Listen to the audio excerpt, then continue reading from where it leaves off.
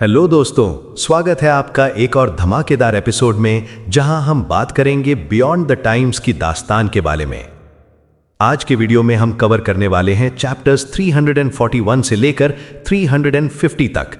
ये वो हिस्सा है जहां शू चिंग और कैप्टन का पागलपन एक नए लेवल पर पहुंचने वाला है। फॉरबिडन क्राउन्स, गॉड डोमेन्स और स्वॉर्ड सेज कोर्ट का सफर शुरू होने वाला है। लेकिन इस नए सफर पर निकलने से पहले चलिए जल्दी से नजर डाल लेते हैं पिछले एपिसोड के रीकैप पर, क्योंकि वहां जो हुआ उसी की वजह से आज हमारे हीरो की हालत ऐसी होने वाली है। तो पिछले चैप्टर्स में हमने देखा the fall of Three Spirits Mountain. जब स्वॉर्ड सेज कोर्ट ने थ्री स्पिरिट्स माउंटेन पर हमला किया और बड़े बड़े वॉइड रिटर्निंग एक्सपर्ट्स ने ऑगस्ट स्पिरिट्स को कुचलना शुरू किया, तब वहां भगदड़ मच गई। जहां बाकी कल्टीवेटर्स अपनी जान बचाकर भाग रहे थे, वहीं हमारे कैप्टन और शू चिंग ने इसे अपना पर्सनल शॉपिंग मॉल बना लिया। उन्होंने दुश्मन के खुफिया ग्रोटोज में घुसकर दबा के लूटिंग की। इसी लूटमार के दौरान ऑगस्ट स्पिरिट नेदर स्प्राइट के मैंशन में शू चिंग का सामना एक लाल कपड़ों वाली लड़की से हुआ। वो एक खास खजाना चुरा रही थी, लेकिन शू चिंग ने बिना किसी रहम के उससे वो छीन लिया। ये था द विश बॉक्स। उस लड़की ने धमकी दी कि वो याद रखेगी, पर शू चिंग को घंटा फर्क नहीं पड़ा।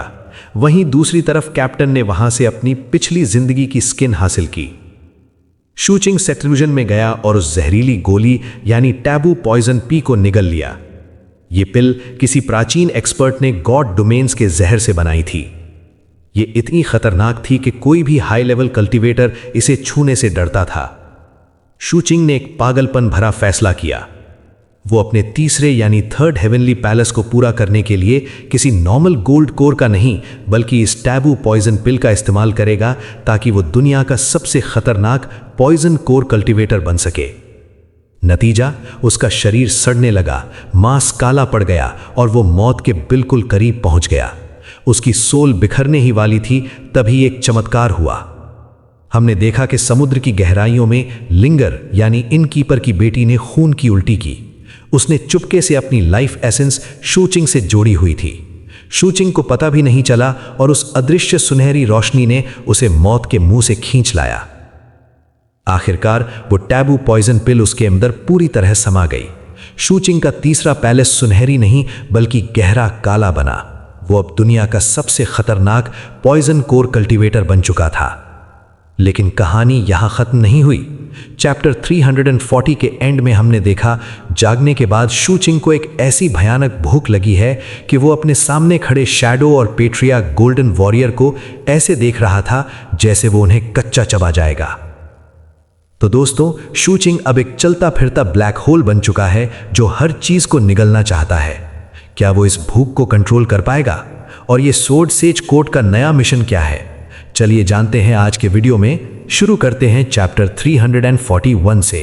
341 Three Spirits Dao suppressing Mountain की सरहदों से परे आसमान में एक टूटा फूटा धर्माशिप उड़ रहा था। उसको हवा में डगमगाते हुए देखकर ऐसा लग रहा था कि वो बस अभी नीचे गिर जाएगा। उसकी हालत बेहद खराब थी। हल से लेकर डेक तक हर जगह इतने छेद दिख रहे थे कि लगता था पूरा शिप अभी के अभी बिखर जाएगा। ऐसा महसूस हो रहा था जैसे शिप चलाने वाले के पास रुपए के लिए बिल्कुल पैसे नहीं है, इसलिए मजबूरी में इसे ऐसे ही उड़ा रहा है। हद तो तब हो गई जब शिप के कुछ रैंडम हिस्से टूटकर जमीन पर गिरने लगे। जाहिर है ये एक्सू चिंग का धर्माशिप था। यन रेलिंग पर झुककर कैप्टन को देख रही थी, जो शिप की साइड में कुछ काम करने में बिजी था। उसने अपने माथे पर शिकन लाते हुए कहा, बिग ब्रो, एक्सू चिंग ने धर्माशिप का कंट्रोल आपको दिया क्योंकि वो आप पर भरोसा करते हैं। जब वो ये हालत देखेंगे तो वो पक्का गुस्सा होंगे। कैप्टन अपने हाथ में पकड़े ब्रश से शिप पर एक नकली दरार पेंट कर रहा था। उसने बिना ऊपर देखे यनयान को जवाब दिया, यनयन, मुझे तुम्हें कुछ सुधारने वाली सलाह देनी पड़ेगी। तुम इतनी बदतमीज क्यों हो? हर वक्त बस मैं और मैं। तुम्हारे अंदर मैनर्स नाम की चीज है या नहीं? यनयान ने ठंडी नजरों से उसे घूरा और उसके अंदर की अजीब सी बुरी ताकत बढ़ने लगी।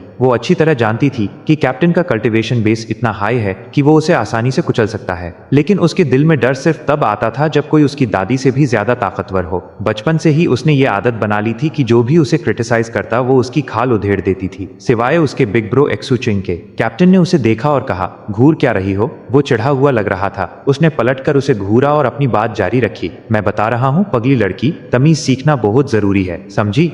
इक्सू किंग मुझे एल्डेस्ट ब्रदर बुलाता है और तुम, क्योंकि एक्सू किंग मुझे यह बुलाता है तो तुम्हें भी यही बुलाना चाहिए। एक्सू क्वीन की किसी भी फीमेल कंपेनियन के लिए यही सबसे सही तरीका है बात करने का। अभी के लिए ये इज्जत सिर्फ तुम्हें मिली है ना? चलो अब अपनी गलती मानो। हैं? यनियन हैरान रह गई, लेकिन कुछ बार पलकें झपकाने के बाद उसका चेहरा अचानक लाल हो गया और वो बुरी ताकत गायब हो गई। बहुत दबी हुई आवाज में वो बोली, मेरी गलती है एल्डेस्ट ब्रदर। अब हुई ना बात, कैप्टन ने बड़े मुस्कुराते हुए कहा। वो खुद से बहुत खुश लग रहा था। उसने ब्रश को हवा में कुछ बार और हिलाया ताकि कुछ डिटेल्स ऐड कर सके। अब तुम दूसरी तरफ पेंट करना शुरू करो। वो छोटा लड़का क्यूइंग अपने धर्माशिप को कुछ ज्यादा ही साफ सुथरा रख रहा था। यह 7th पीक के रिवाजों के हिसाब से सही नहीं है। हमें इस मामले में उसकी मदद करनी होगी। दूर से देखने पर धर्माशिप का पेंट जॉब ऐसा लग रहा था जैसे वो बस टूटने ही वाला है। धर्माशिप्स तभी सबसे असरदार होते हैं जब वो थोड़े पिटे हुए दिखें। थोड़ी हिचकिचाहट के बाद यनियन ने पेंट ब्रश उठाया और काम शुरू कर दिया। मुझे समझ नहीं आ रहा एल्डेस्ट ब्रदर, आप बीच बीच में मैकेनिकल पार्ट्स को शिप से बाहर क्यों फेंक रहे हैं? और ये धुआं कैसा है?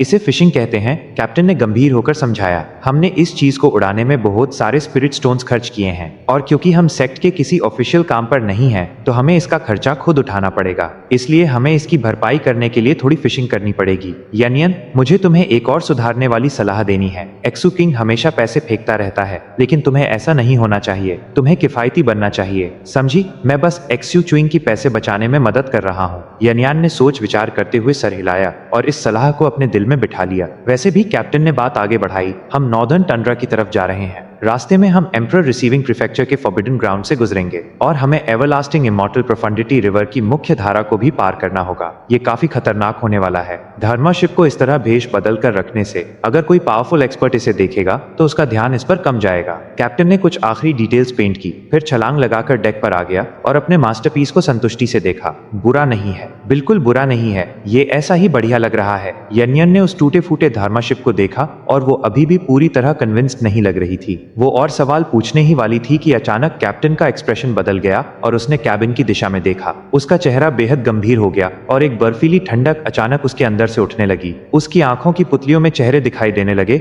और पलक झपकते ही उसने एक खौफनाक ऑरा निकलना शुरू कर दिया। एक पल बाद कैबिन का दरवाजा धमाके के साथ फटा और उसके टुकड़े हर दिशा में उड़ गए। उसके साथ ही एक जंगली जानवर जैसी दहाड़ सुनाई दी जो पागलपन और भूख से भरी थी। एक सूखा हुआ हड्डियों वाला हाथ अचानक दरवाजे की फ्रेम पर जम गया और फिर एक हड्डियों वाला शरीर लड़खड़ाता हुआ आगे आया। ये एक्सू चिंग था। उसके कपड़े अब गहरे काले रंग के थे और उन पर सड़ा हुआ मांस और काला खून लगा हुआ था। इस वजह से उसमें से बदबू आ रही थी और तो और उसका धंसा हुआ चेहरा उसे किसी बुराई आत्मा जैसा दिखा रहा था। उसका आंखों में जो पागलपन था उसे देखकर यानियन कांप उठी। वही दूसरी तरफ कैप्टन समझ गया कि आखिर चल क्या रहा है। जब वो खुद बहुत भूखा होता था तो वो भी ऐसा ही होता था। तुमने बस 3 पैलेस लेवल हासिल किया है, क्या सच में इतना जोर लगाने की जरूरत थी? कैप्टन तेजी से आगे बढ़ा और एक्सू क्वीन को सहारा देने के लिए अपना हाथ बढ़ाया। यनियन भी मदद करने के लिए आगे आने वाली थी, लेकिन कैप्टन ने कहा, पीछे रहो यनियन, इसका दिमाग अभी स्थिर नहीं है। इसने जाहिर तौर पर कुछ ऐसा खा लिया है जो इसे नहीं खाना चाहिए था और अब इसकी लाइफ फोर्स बेहद कम हो गई है। ये पूरी तरह से भूखा है, ऐसा दिखाते हुए जैसे उसे पता है वो क्या कर रहा है। उसने एक हाथ से एक्सू क्वीन को सहारा दिया और दूसरे हाथ से अपने बैग ऑफ होल्डिंग से मांस का एक टुकड़ा निकाला। उसने वो मांस एक्सू क्वीन के मुंह में ठूंस दिया। एक्सू क्वीन ने उसे निगल लिया और अपनी आंखें बंद कर ली। कुछ सांसों का वक्त गुजरने के बाद उसने अपनी आंखें खोली। हालांकि वो अभी भी लाल थी, लेकिन वो पागलपन जा चुका था और उसकी जगह स्पष्टता ने ले ली थी। शुक्रिया एल्डेस्ट ब्रदर, उसने एक खराश भरी आवाज में कहा। और है क्या? नहीं, वो मेरा आखिरी स्नैक था। अब तुम्हें ये करना है कि जाओ और ढेर सारे जीवित प्राणियों को मारो और उनकी लाइफ फोर्स को एब्जॉर्ब करो। तुम्हारी ये हालत हुई कैसे? मैंने एक छोटी सी चीज खा ली, एक्सू क्वीन ने जवाब दिया। भयानक भूख का एहसास फिर से बढ़ रहा था, जिस वजह से वो सांस लेने के लिए हाँफ रहा था। वो टैबू पॉइजन पिल जो उसने अपने तीसरे पैलेस में डाली थी, उसमें स्पिरिट नेचर की इतनी कमी थी कि जागने पर वो एक ब्लैक होल बन गई थी और आसपास की हर चीज को निगल रही थी। हालांकि एक्सू क्वीन ने अंदाजा लगाया था कि ऐसा कुछ हो सकता है और उसने इसकी तैयारी भी की थी, लेकिन जो बात अनजान थी वो ये कि इंटीग्रेशन प्रोसेस के दौरान वो इतनी ज्यादा लाइफ फोर्स खो देगा। नतीजन जब वो पिल जागी तो जो हुआ उसके लिए वो तैयार नहीं था। ये सब कुछ बुरा नहीं था और कुछ मायनों में इसे उसके लिए एक किस्मत का मौका माना जा सकता था। इसका मतलब था कि जब तक वो उस पिल को काफी लाइफ फोर्स दे सकता था तब तक वो उस पिल को सच में रिस्टोर कर सकता था। एक बार रिस्टोर होने के बाद वो खाली नहीं रहेगी, बल्कि उसके पास एक असीम फाउंडेशन होगा जो एक्सू क्यूइंग की लड़ने की ताकत को आसमान तक पहुंचा देगा। उसका ये तीसरा पैलेस प्राचीन काल से लेकर आधुनिक काल तक देखे गए सभी अलग अलग तरह के पैलेसेस से अलग था। यह बेहद शक्तिशाली होगा और रहस्यों से भरा हुआ। इसे बस लाइफ फोर्स चाहिए थी, सिवाय इसके कि एक्सू क्यूइंग बता सकता था कि कहानी में और भी कुछ है। बिल को पूरी तरह रिस्टोर करने के लिए सिर्फ लाइफ फोर्स की जरूरत नहीं थी, इसे ढेर सारे म्यूटेजन की भी जरूरत थी। इस बात ने उसे अंदर तक हिला दिया, क्योंकि उसे एहसास हुआ कि वो म्यूटेजन अब्सॉर्ब कर सकता है। तकनीकी तौर पर यह तीसरा पैलेस और पॉइजन पिल थी जो अब्सॉर्ब करेगी, लेकिन हर इरादे और मकसद के लिए ये वही था। भगवान के टूटे हुए चेहरे के आने के बाद ये सिर्फ म्यूटेटेड लाइफ फॉर्म्स और नई प्रजातियों में से कुछ थे जो ऐसा कर सकते थे। आम कल्टिवेटर्स के पास यह क्षमता नहीं थी। ऐसा इसलिए था क्योंकि म्यूटाजन दरअसल एक भगवान का ऑरा था। असल में कुछ लोग इसे गॉड पावर भी कहते थे। गला बैठा हुआ होने की वजह से एक्सू क्विंग ने कहा, एल्डेस्ट ब्रदर, हम यहाँ से सबसे करीबी फॉरबिडन रीजन से कितनी दूर हैं? यनियन को घबराया हुआ देखकर उसने उसे हौसला देने के लिए सर हिलाया। अपने करीबियों को नजरअंदाज करने का उसका कोई इरादा नहीं था। हम यहाँ एम्परर रिसीविंग प्रीफेक्चर में फॉरबिडन बाय द सॉर्ड से करीब आधा महीना दूर हैं, लेकिन अगर तुम इतना इंतजार नहीं कर सकते तो हम कोई नॉन ह्यूमन सेक्ट या देश ढूंढ सकते हैं। कैप्टन जाहिर तौर पर चिंता में था और उसके शब्दों से साफ था कि उसे नॉन ह्यूमंस की कितनी कम परवाह है। कैप्टन के लिए एक्सू चिंग किसी भी नॉन ह्यूमन से कहीं ज्यादा जरूरी था। अगर उन्हें खाया जाना जरूरी होता तो उन्हें खाया जाता। एक्सू क्विंग ने सर हिलाया, मैं आधे महीने तक टिक सकता हूँ। हालांकि नॉन ह्यूमंस के पास लाइफ फोर्स और थोड़ा म्यूटेजन होगा, लेकिन उनके अंदर का म्यूटेजन फॉरबिडन रीजन्स और फॉरबिडन ग्राउंड्स के मुकाबले कुछ भी नहीं था। जो वो अपने अंदर महसूस कर सकता था, उसके आधार पर उसे लगा कि सबसे बेहतर विकल्प एक फॉरबिडन ग्राउंड ही है। उस केस में चलो फॉरबिडन बाय द सॉर्ड चलते हैं। एम्परर रिसीविंग प्रीफेक्चर में वही इकलौता फॉरबिडन ग्राउंड है और वो उतना ही मशहूर है जितना साउथ फीनिक्स में फॉरबिडन बाय द फीनिक्स और फॉरबिडन बाय द ज़ॉम्बी भी। कोएलिशन में मैंने जो इंटेलिजेंस रिपोर्ट्स देखी हैं, उनके मुताबिक फॉरबिडन बाय द सॉर्ड का एम्परर कई सालों से सोया हुआ है। हालांकि ऐसे संकेत मिले हैं कि एम्परर जाग सकता है। हमें सावधान रहना होगा और ऐसा कुछ नहीं करना होगा जिससे हम ज्यादा नजर में आए। अपनी सफाई देते हुए कैप्टन ने अपने कल्टिवेशन बेस का इस्तेमाल किया और धर्माशिप का कंट्रोल ले लिया। वो तुरंत एक बर्फीली एनर्जी के साथ धड़का, फिर तेजी से आगे बढ़ने लगा और एक रोशनी की किरण बन गया जो दूर कहीं निकल गई। हवा धर्माशिप के डिफेंसेस से टकराकर गुजरी, जिससे आसपास एक सीटी जैसी आवाज गूंजने लगी। जैसे जैसे वो आगे बढ़े, एक्सू किंग डेक पर आलती पालती मारकर बैठ गया। अपनी भूख को कंट्रोल करने के लिए कड़ी मेहनत कर रहा था। साथ ही वो अपने तीसरे हेवनली पैलेस में नए पॉइजन कोर के साथ तालमेल बिठाने पर काम कर रहा था। वो बता सकता था कि भले ही वो अपनी बेहतरीन हालत में नहीं था, लेकिन उसकी लड़ने की ताकत कहीं ज्यादा थी। असल में अगर वो अपनी इंपीरियल क्लास टेक्निक को जोड़ दे तो वो पहले ही 4 पैलेस की ताकत निकाल सकता था। ज्यादातर गोल्ड कोर कल्टिवेटर्स के लिए वो जिस आखिरी हद तक पहुंच सकते थे वो 6 पैलेसेस थी। अब मुझे बस अपने पॉइजन कोर के पूरी तरह जागने का इंतजार करना है और फिर मैं सोच सकता हूँ कि अपना चौथा पैलेस कैसे पूरा करूँ। जल्द ही उसके अंदर की भूख इतनी बढ़ने लगी कि उसकी आंखें लाल हो गईं और उसे लगातार सांस लेने में परेशानी होने लगी। अपने कल्टिवेशन बेस के ख्यालों को छोड़कर उसने अपना पूरा ध्यान कंट्रोल बनाए रखने पर लगा दिया। पेट्रियार्क, गोल्डन वज्रा वॉरियर और शैडो बहुत पहले ही छुप गए थे, इस डर से कि कहीं एक्सू क्यूइंग का ध्यान उन पर ना चला जाए। अभी एक्सू क्यूइंग किसी भूखे दरिंदे जैसा लग रहा था जो उनके दिल में खौफ पैदा कर रहा था। शुरू में यनियान एक्सू किंग के ऑरा और उसके हड्डियों वाले रूप से डर गई थी, लेकिन धीरे धीरे वो खुद को उसके पास जाने से रोक नहीं पाई। जब वो करीब पहुंची, एक्सू किंग ने ऊपर देखा। उसकी लाल आंखें उसके गले को देखने लगी, इससे पहले कि उसने जबरदस्ती अपनी नजरें हटा ली। बिग ब्रो शू चिंग, आप अगर चाहें तो एक बाइट ले सकते हैं, मुझे दर्द से डर नहीं लगता। उसने अपनी उंगली काटी और कांपते हुए उसकी तरफ बढ़ा दी। उसकी आंखों में उम्मीद चमक रही थी। उसने एक पल के लिए उसे देखा, फिर बस अपनी आंखें बंद कर लीं। थोड़ा निराश होकर उसने अपना हाथ वापस खींच लिया, फिर एक तरफ चलकर गई और बैठ गई। कैप्टन ने धर्माशिप उड़ाते हुए अपने कंधे के ऊपर से पीछे देखा। उसने उसे अपनी उंगली ऑफर करते हुए देखा और उसने एक्सू किंग को उसे इग्नोर करते हुए देखा। उसने उसकी आंखों में निराशा भी देखी और खुद को थोड़ा जलन महसूस करने से रोक नहीं पाया। जब मुझे ऐसी भूख लगती थी तब तो कभी किसी लड़की ने मुझे अपनी उंगली ऑफर नहीं की। यह क्या बात हुई? छोटे आग क्वीन के शरीर में रोमांस की एक हड्डी भी नहीं है। अगर मैं होता तो मैं एक बढ़िया बड़ा बाइट ले लेता। जैसे जैसे वक्त गुजरा, एक्सू किंग ने बर्दाश्त किया और फॉरबिडन बाय द सॉर्ड करीब आ गया। आखिरकार एक्सू किंग शारीरिक रूप से कांपने लगा और बता सकता था कि वो अपनी गहरी भूख पर से कंट्रोल खोने ही वाला है। तभी सामने फॉरबिडन बाय द सॉर्ड का गहरा काला जंगल दिखाई दिया। इससे पहले कि वो अंदर होते, एक्सू क्यूइंग के तेज सेंसेस ने वहां मौजूद बहुत स्ट्रॉन्ग म्यूटेजन को पकड़ लिया। उसने अपनी आंखें खोली और वो लाल रोशनी से चमक उठी।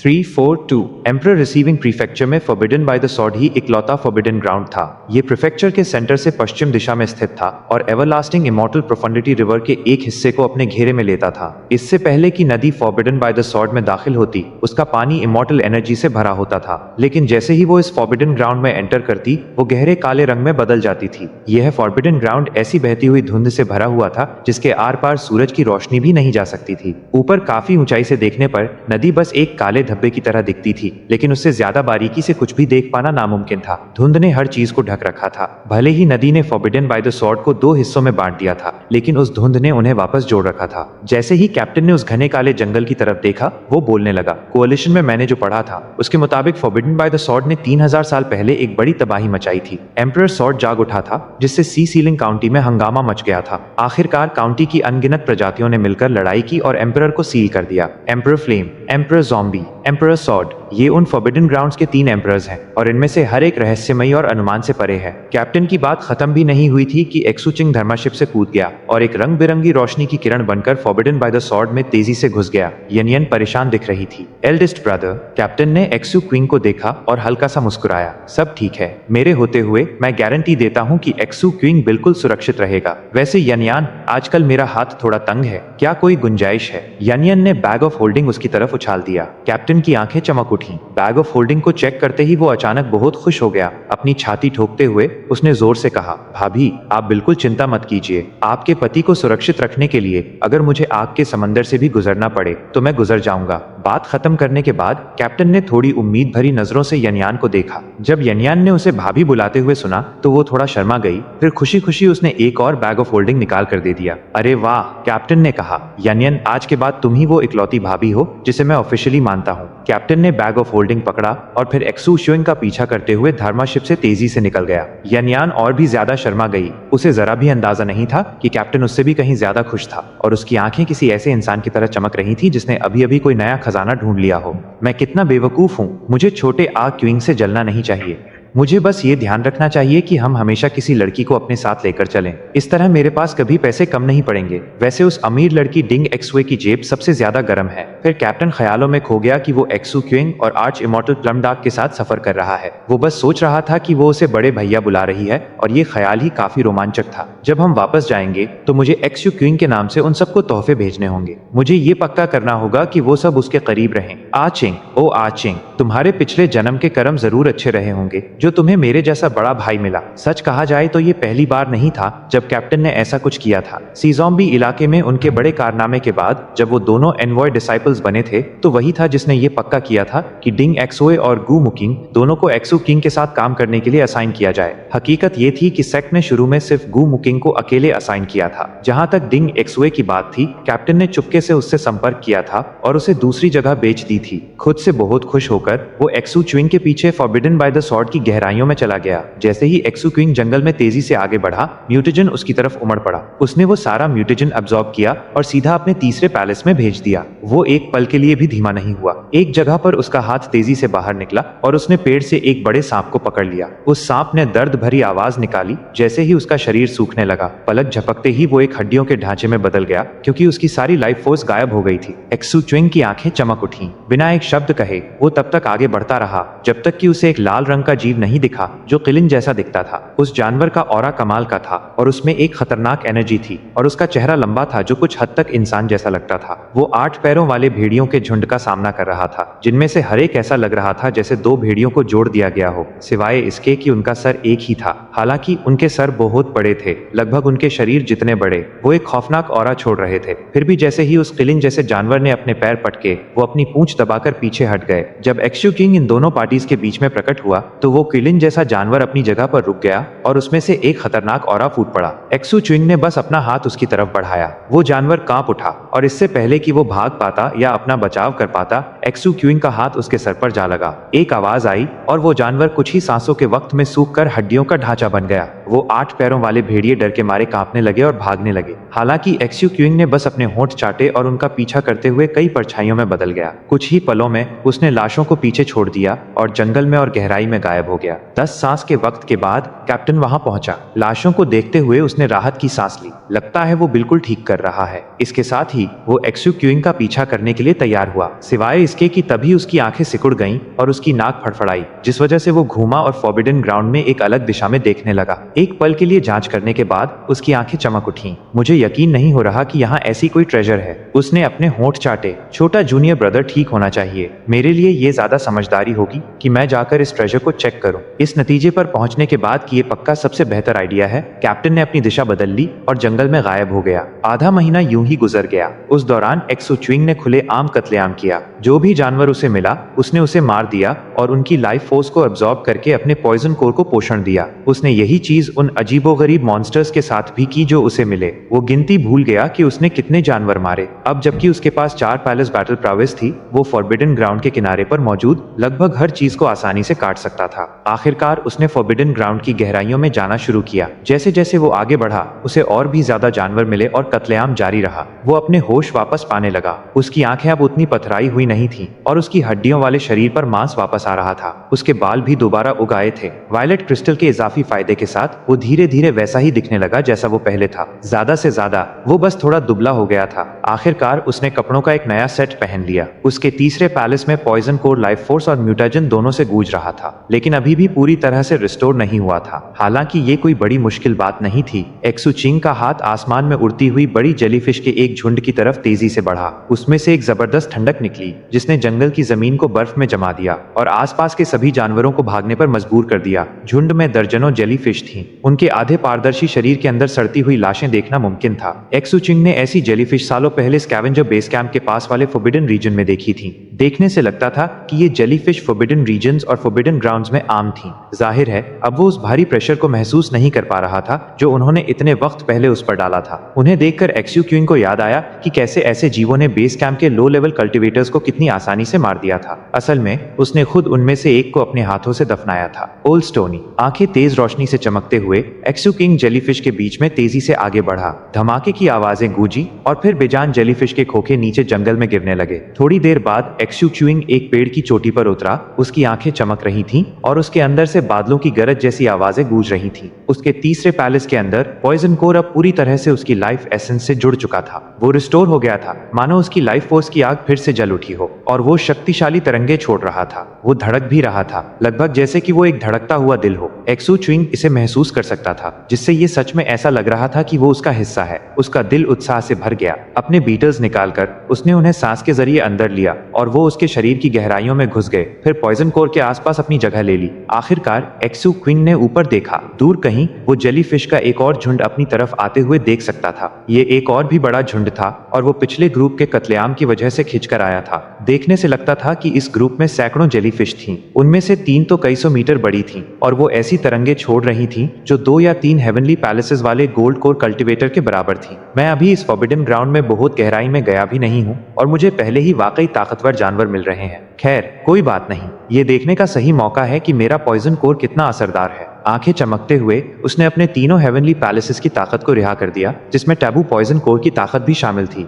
एक असीम जहरीला ऑरा उसमें से फूट पड़ा जो बिना खुशबू का और अदृश्य था, लेकिन पहाड़ तोड़ने और समंदर सुखा देने वाली ताकत के साथ उमड़ रहा था। नीचे अनगिनत पेड़ तुरंत सड़ने लगे, पौधे राख में बिखर गए और आसपास के जानवर इतने बेबस थे कि उन्हें दर्द में चीखने का मौका भी नहीं मिला और वो खून के तालाबों में घुल गए। जेलीफिश के पास बचने का कोई रास्ता नहीं था। वो सब काली पड़ने लगी और तड़पने की आवाजें निकालते हुए सड़कर जमीन पर गिर गईं। यहाँ तक कि जमीन पर भी असर हुआ। अनगिनत कीड़े संक्रमित हो गए और जमीन के नीचे रहने वाले जीव मारे गए। इलाके की धुंध गायब हो गई और मिट्टी पिघल गई। जल्द ही बाहर की चांदनी उस इलाके में बिखर गई। एक्सू क्यूइंग के आसपास 1500 मीटर तक सब कुछ सूना और खाली था। वहाँ कुछ भी नहीं बचा था, वहाँ सिर्फ काली मिट्टी थी। यह सच में एक भयानक नजारा था। जब एक्सू क्यूइंग वहाँ हवा में मंडरा रहा था, तभी उसकी शैडो प्रकट हुई। एक पेड़ की शक्ल लेते हुए वो उसकी दिशा में एक नमन करते हुए झुकी। वो पेड़ लगभग एक केप जैसा लग रहा था और आसपास का तबाह हुआ इलाका एक्सू क्वीन की जादुई खूबसूरती के लिए एक परफेक्ट कॉन्ट्रास्ट बना रहा था। असल में वो और भी ज्यादा मोहक लग रहा था।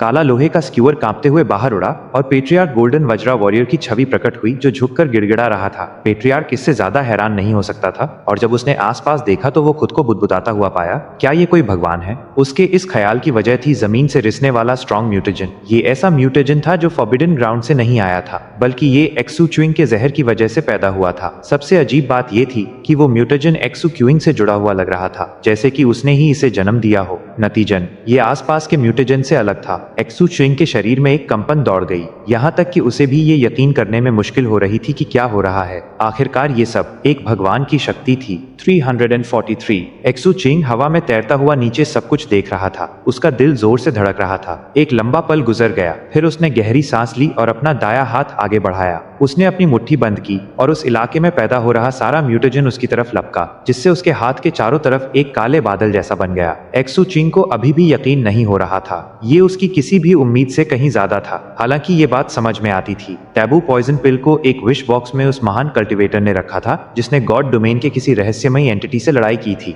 उस एंटिटी को मारने के बावजूद वो कल्टिवेटर खुद जहर का शिकार हो गया और बहुत तड़पने के बाद ही वो उस जहर को निकाल पाया था। दूसरे शब्दों में टैबू पॉइजन पिल जरूर किसी गॉड डोमेन में बनी होगी। और गॉड डोमेन्स। एक्सू च्यूइंग ने ऊपर आसमान के गुंबद की तरफ देखा। काले बादलों ने उस पूरे इलाके को ढक रखा था, सिवाय उसके आसपास के 1500 मीटर के दायरे के। अब उन बादलों में एक दरार थी। उस दरार से एक्सू क्वीन चांद को देख सकता था और साथ ही उस भगवान के टूटे हुए चेहरे का एक कोना भी। जब भगवान की आंखें खुलती हैं और नीचे देखती हैं तो वो जगह एक फॉरबिडन रीजन बन जाती है। जब दूसरी बार वही नजर उसी जगह पड़ती है तो वो फॉरबिडन ग्राउंड बन जाता है। तीसरी बार में वो एक गॉड डोमेन बन जाता है। रिवियर्ड एंशिएंट मेनलैंड एक बहुत बड़ी जगह थी, लेकिन ऐसी बहुत कम जगह थी जहां भगवान ने 3 बार देखा हो। गॉड डोमेन्स में भगवान की शक्ति होती है और टॉर्च लाइट की एक्सपेरिमेंटल गॉड बॉडीज का इस्तेमाल भी उसी शक्ति को खोजने के लिए किया जा रहा है। जैसे ही एक्सू च्यूइंग ने इस बारे में सोचा, उसे एहसास हुआ कि उसका टैबू पॉइजन कोड सिर्फ ताकतवर ही नहीं था, वो एक चाबी भी था। एक ऐसी चाबी जो भगवान बनने का दरवाजा खोल सकती थी। पता नहीं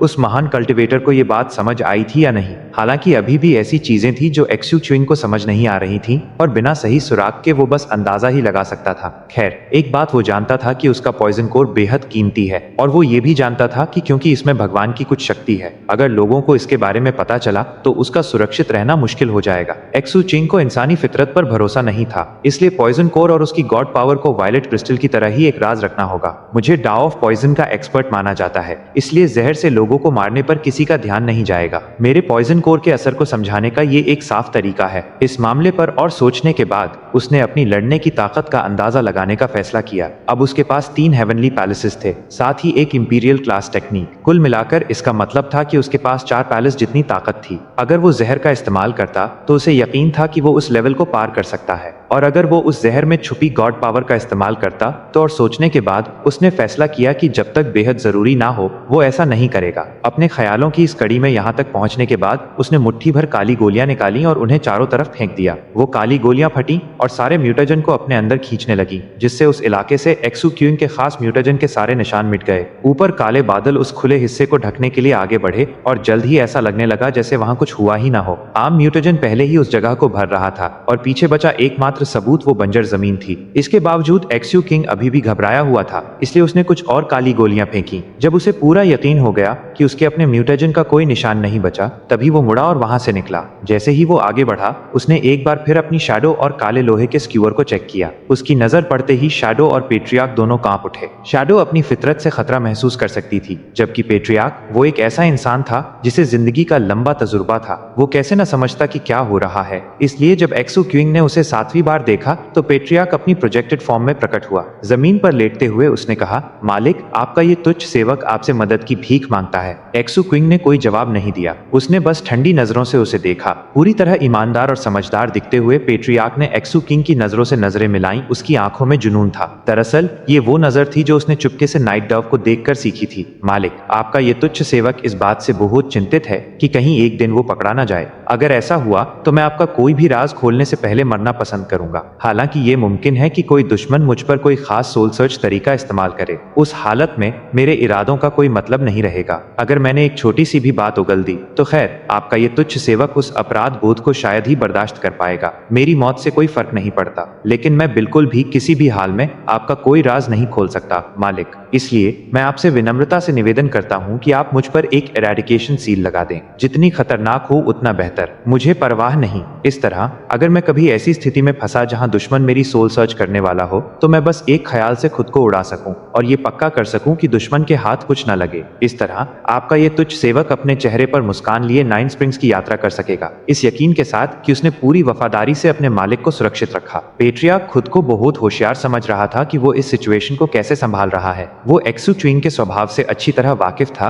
और जानता था कि वादे और कस्में उसके लिए कोई मायने नहीं रखते। आखिरकार अगर पेट्रियार्क खुद ऐसी चीजों पर भरोसा नहीं करता था तो कोई सवाल ही नहीं था कि फिंडिश एक्सू करेगा। सीधे तौर पर उसके पास जो है वो दिखाकर वो अपनी वफादारी को चुपके से हाईलाइट करने में कामयाब रहा। यह उसका प्लान था जिसे लेकर उसे उम्मीद थी कि शायद फिंडिश एक्सयू के कुछ शक दूर हो जाएंगे। उसे ये संभव नहीं लग रहा था कि फिंडिश एक्सयू सच में उस पर ऐसी कोई सील लगाएगा, वरना वो अब तक लगा चुका होता। साथ ही उसके दिल में एक छोटी सी उम्मीद थी कि शायद ये आजादी पाने का एक मौका हो सकता है। उस खतरनाक ख्याल ने उसे थोड़ा कांपने पर मजबूर कर दिया। वहीं दूसरी तरफ एक्सू किंग ने पेट्रियार्क को गौर से देखा। ऐसी किसी सील की जरूरत नहीं है, उसने ठंडे लहजे में कहा। मुझे तुम पर भरोसा है। बुरे से बुरा क्या होगा, अगर तुम पकड़े गए तो मैं खुद ये पक्का करूंगा कि तुम पूरी वफादारी निभाओ। वैसे तुम्हारी अभी की लड़ने की ताकत सिर्फ 3 फ्लेम लेवल पर है, यह बहुत कमजोर है। पेट्रियार्क डर के मारे कांप उठा। वो खतरनाक ख्याल जो कुछ पल पहले आया था धुएं की तरह गायब हो गया। एक्सू चिंग की नजरों से साफ था कि वो जानता है पेट्रियार्क क्या सोच रहा था, और इस बात ने पेट्रियार्क को बेहद घबराहट और गहरे पछतावे से भर दिया।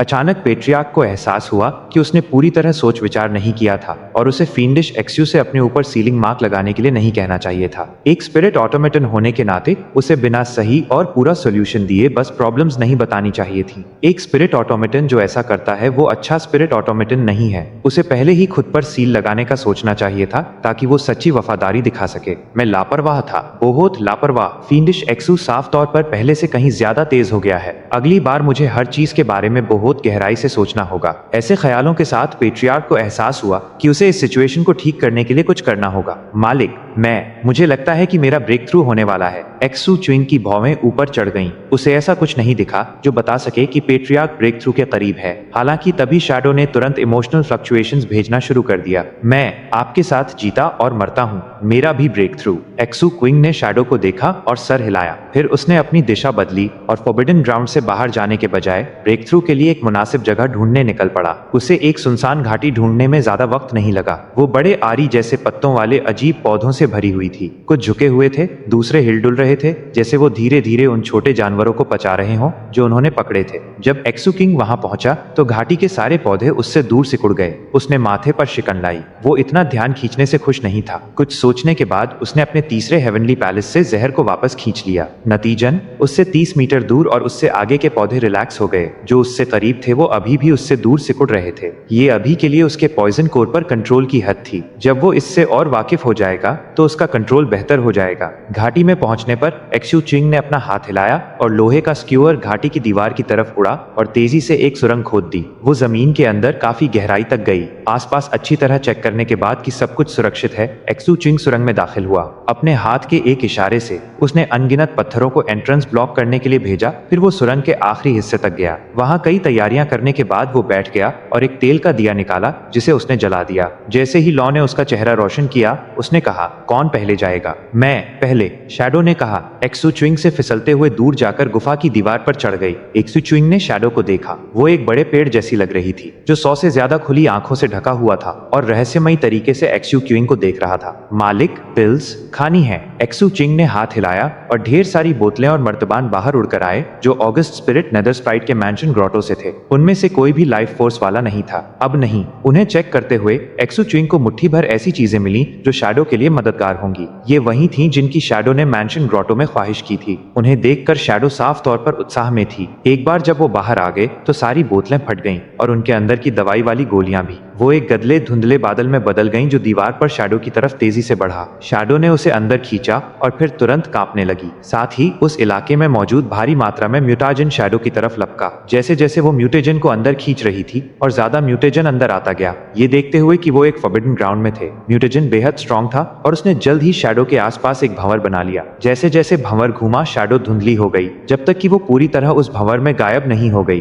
फिर उस भंवर से खौफनाक तरंगे निकलने लगी। वो तरंगे जल्द ही और ऊंची होती गईं। फाउंडेशन एस्टैब्लिशमेंट लेवल से गोल्ड कोर लेवल की तरफ बढ़ते हुए धड़कने की आवाजें गूंजी, लगभग किसी दिल की धड़कन की तरह। जो कोई भी उन्हें सुनता वो बहुत बेचैन हो जाता और उसे ऐसा एहसास होता कि भंवर के अंदर जिंदगी का एक नया रूप जन्म ले रहा है। एक्सू चिंग देखता रहा। पिछली बार जो हुआ था उसे याद करते हुए जब शैडो एक हाई लेवल पर गई थी और सोच रहा था कि क्या वो फिर से बगावत करने की कोशिश करेगी। अगर उसने किया तो वो उसे कुचलने के लिए तैयार था। वहीं दूसरी तरफ पेट्रियार्क उसे देख रहा था। बहुत BOHOT ज्यादा घबराया हुआ महसूस कर रहा था। दरअसल उसे एक जानलेवा संकट का एहसास हो रहा था। वो ऑरा, छोटी शैडो, ओ छोटी शैडो, तुम्हें ये करने की क्या जरूरत है? मैं क्या करूं? 344। जैसे जैसे पेट्रियार्क गोल्डन वज्रा वॉरियर और ज्यादा घबराता गया, उसकी नजर अचानक एक्सू क्विंग पर पड़ी जो उस भंवर को देख रहा था। एक्सू चिंग की आंखों में गहरी उम्मीद दिख रही थी। जहां तक पेट्रियार्क को याद था, एक्सू क्विंग ने उसे कभी उस तरह नहीं देखा था। इस बात ने पेट्रियार्क को अंदर से और भी ज्यादा बेचैन कर दिया। उसकी आंखों में बिजली कड़कने लगी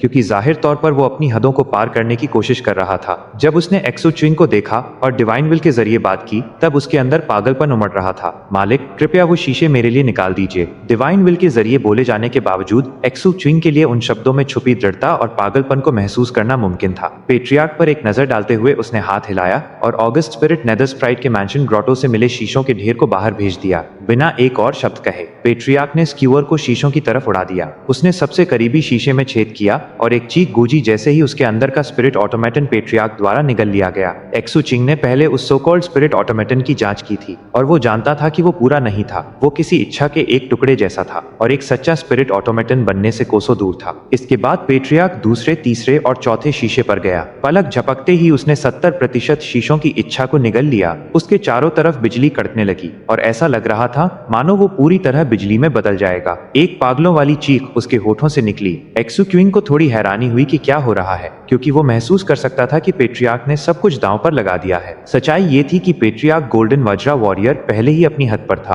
और ज्यादा निगलने से ये जरूरी नहीं था कि वो ब्रेक थ्रू कर पाएगा। हालांकि एक्सू किंग की नजरें देखकर उसे लगा कि ये सब करना जरूरी है। उसी वक्त के आसपास जिस भंवर में शैडो थी, उसने और भी तेज तरंगे छोड़ना शुरू कर दिया। उनके साथ एक ऐसी चीख आई जो किसी की रूह को हिला सकती थी। एक्सू चिंग ने गंभीर चेहरे के साथ उधर देखा। पेट्रियार्क ने कुछ नहीं कहा, लेकिन उसने लाल आंखों से शीशों को घूरा और फिर चीखते हुए अगले शीशे की तरफ दौड़ा। वो उन्हें निगल लेगा, भले ही वो उन्हें निगलने के काबिल ना हो। अगर वो ब्रेक थ्रू करने में नाकाम रहा लेकिन शैडो कामयाब हो गई तो उसका कोई महत्व नहीं रहेगा। और तो और शैडो पक्का उसे परेशान करेगी और उसके पास लड़ने का कोई रास्ता नहीं होगा। अगर वो इतना कमजोर रहा तो शैडो के लिए उसे चुपके से मारने का रास्ता ढूंढना आसान होगा। अगर वो नहीं मरा तो शायद फिंडिश एक्सयू उसे कैनन फॉडर की तरह इस्तेमाल करेगा, और भले ही वो कैनन फॉडर की तरह इस्तेमाल ना हो, वो इतना कमजोर होगा कि या तो उसे नुकसान पहुंचाया जाएगा या चुरा लिया जाएगा, जिसके बाद फिंडिश एक्सयू उसे एक ख्याल से ही मार देगा। नाकामी का मतलब मौत, कामयाबी का मतलब जिंदगी। इन ख्यालों के दिमाग में चलते हुए पेट्रियार्क पूरी तरह पागल हो गया। वहीं दूसरी तरफ शैडो भी वही कर रही थी। खौफनाक तरंगे भंवर से बाहर निकली और चीखना और तेज हो गया। जल्द ही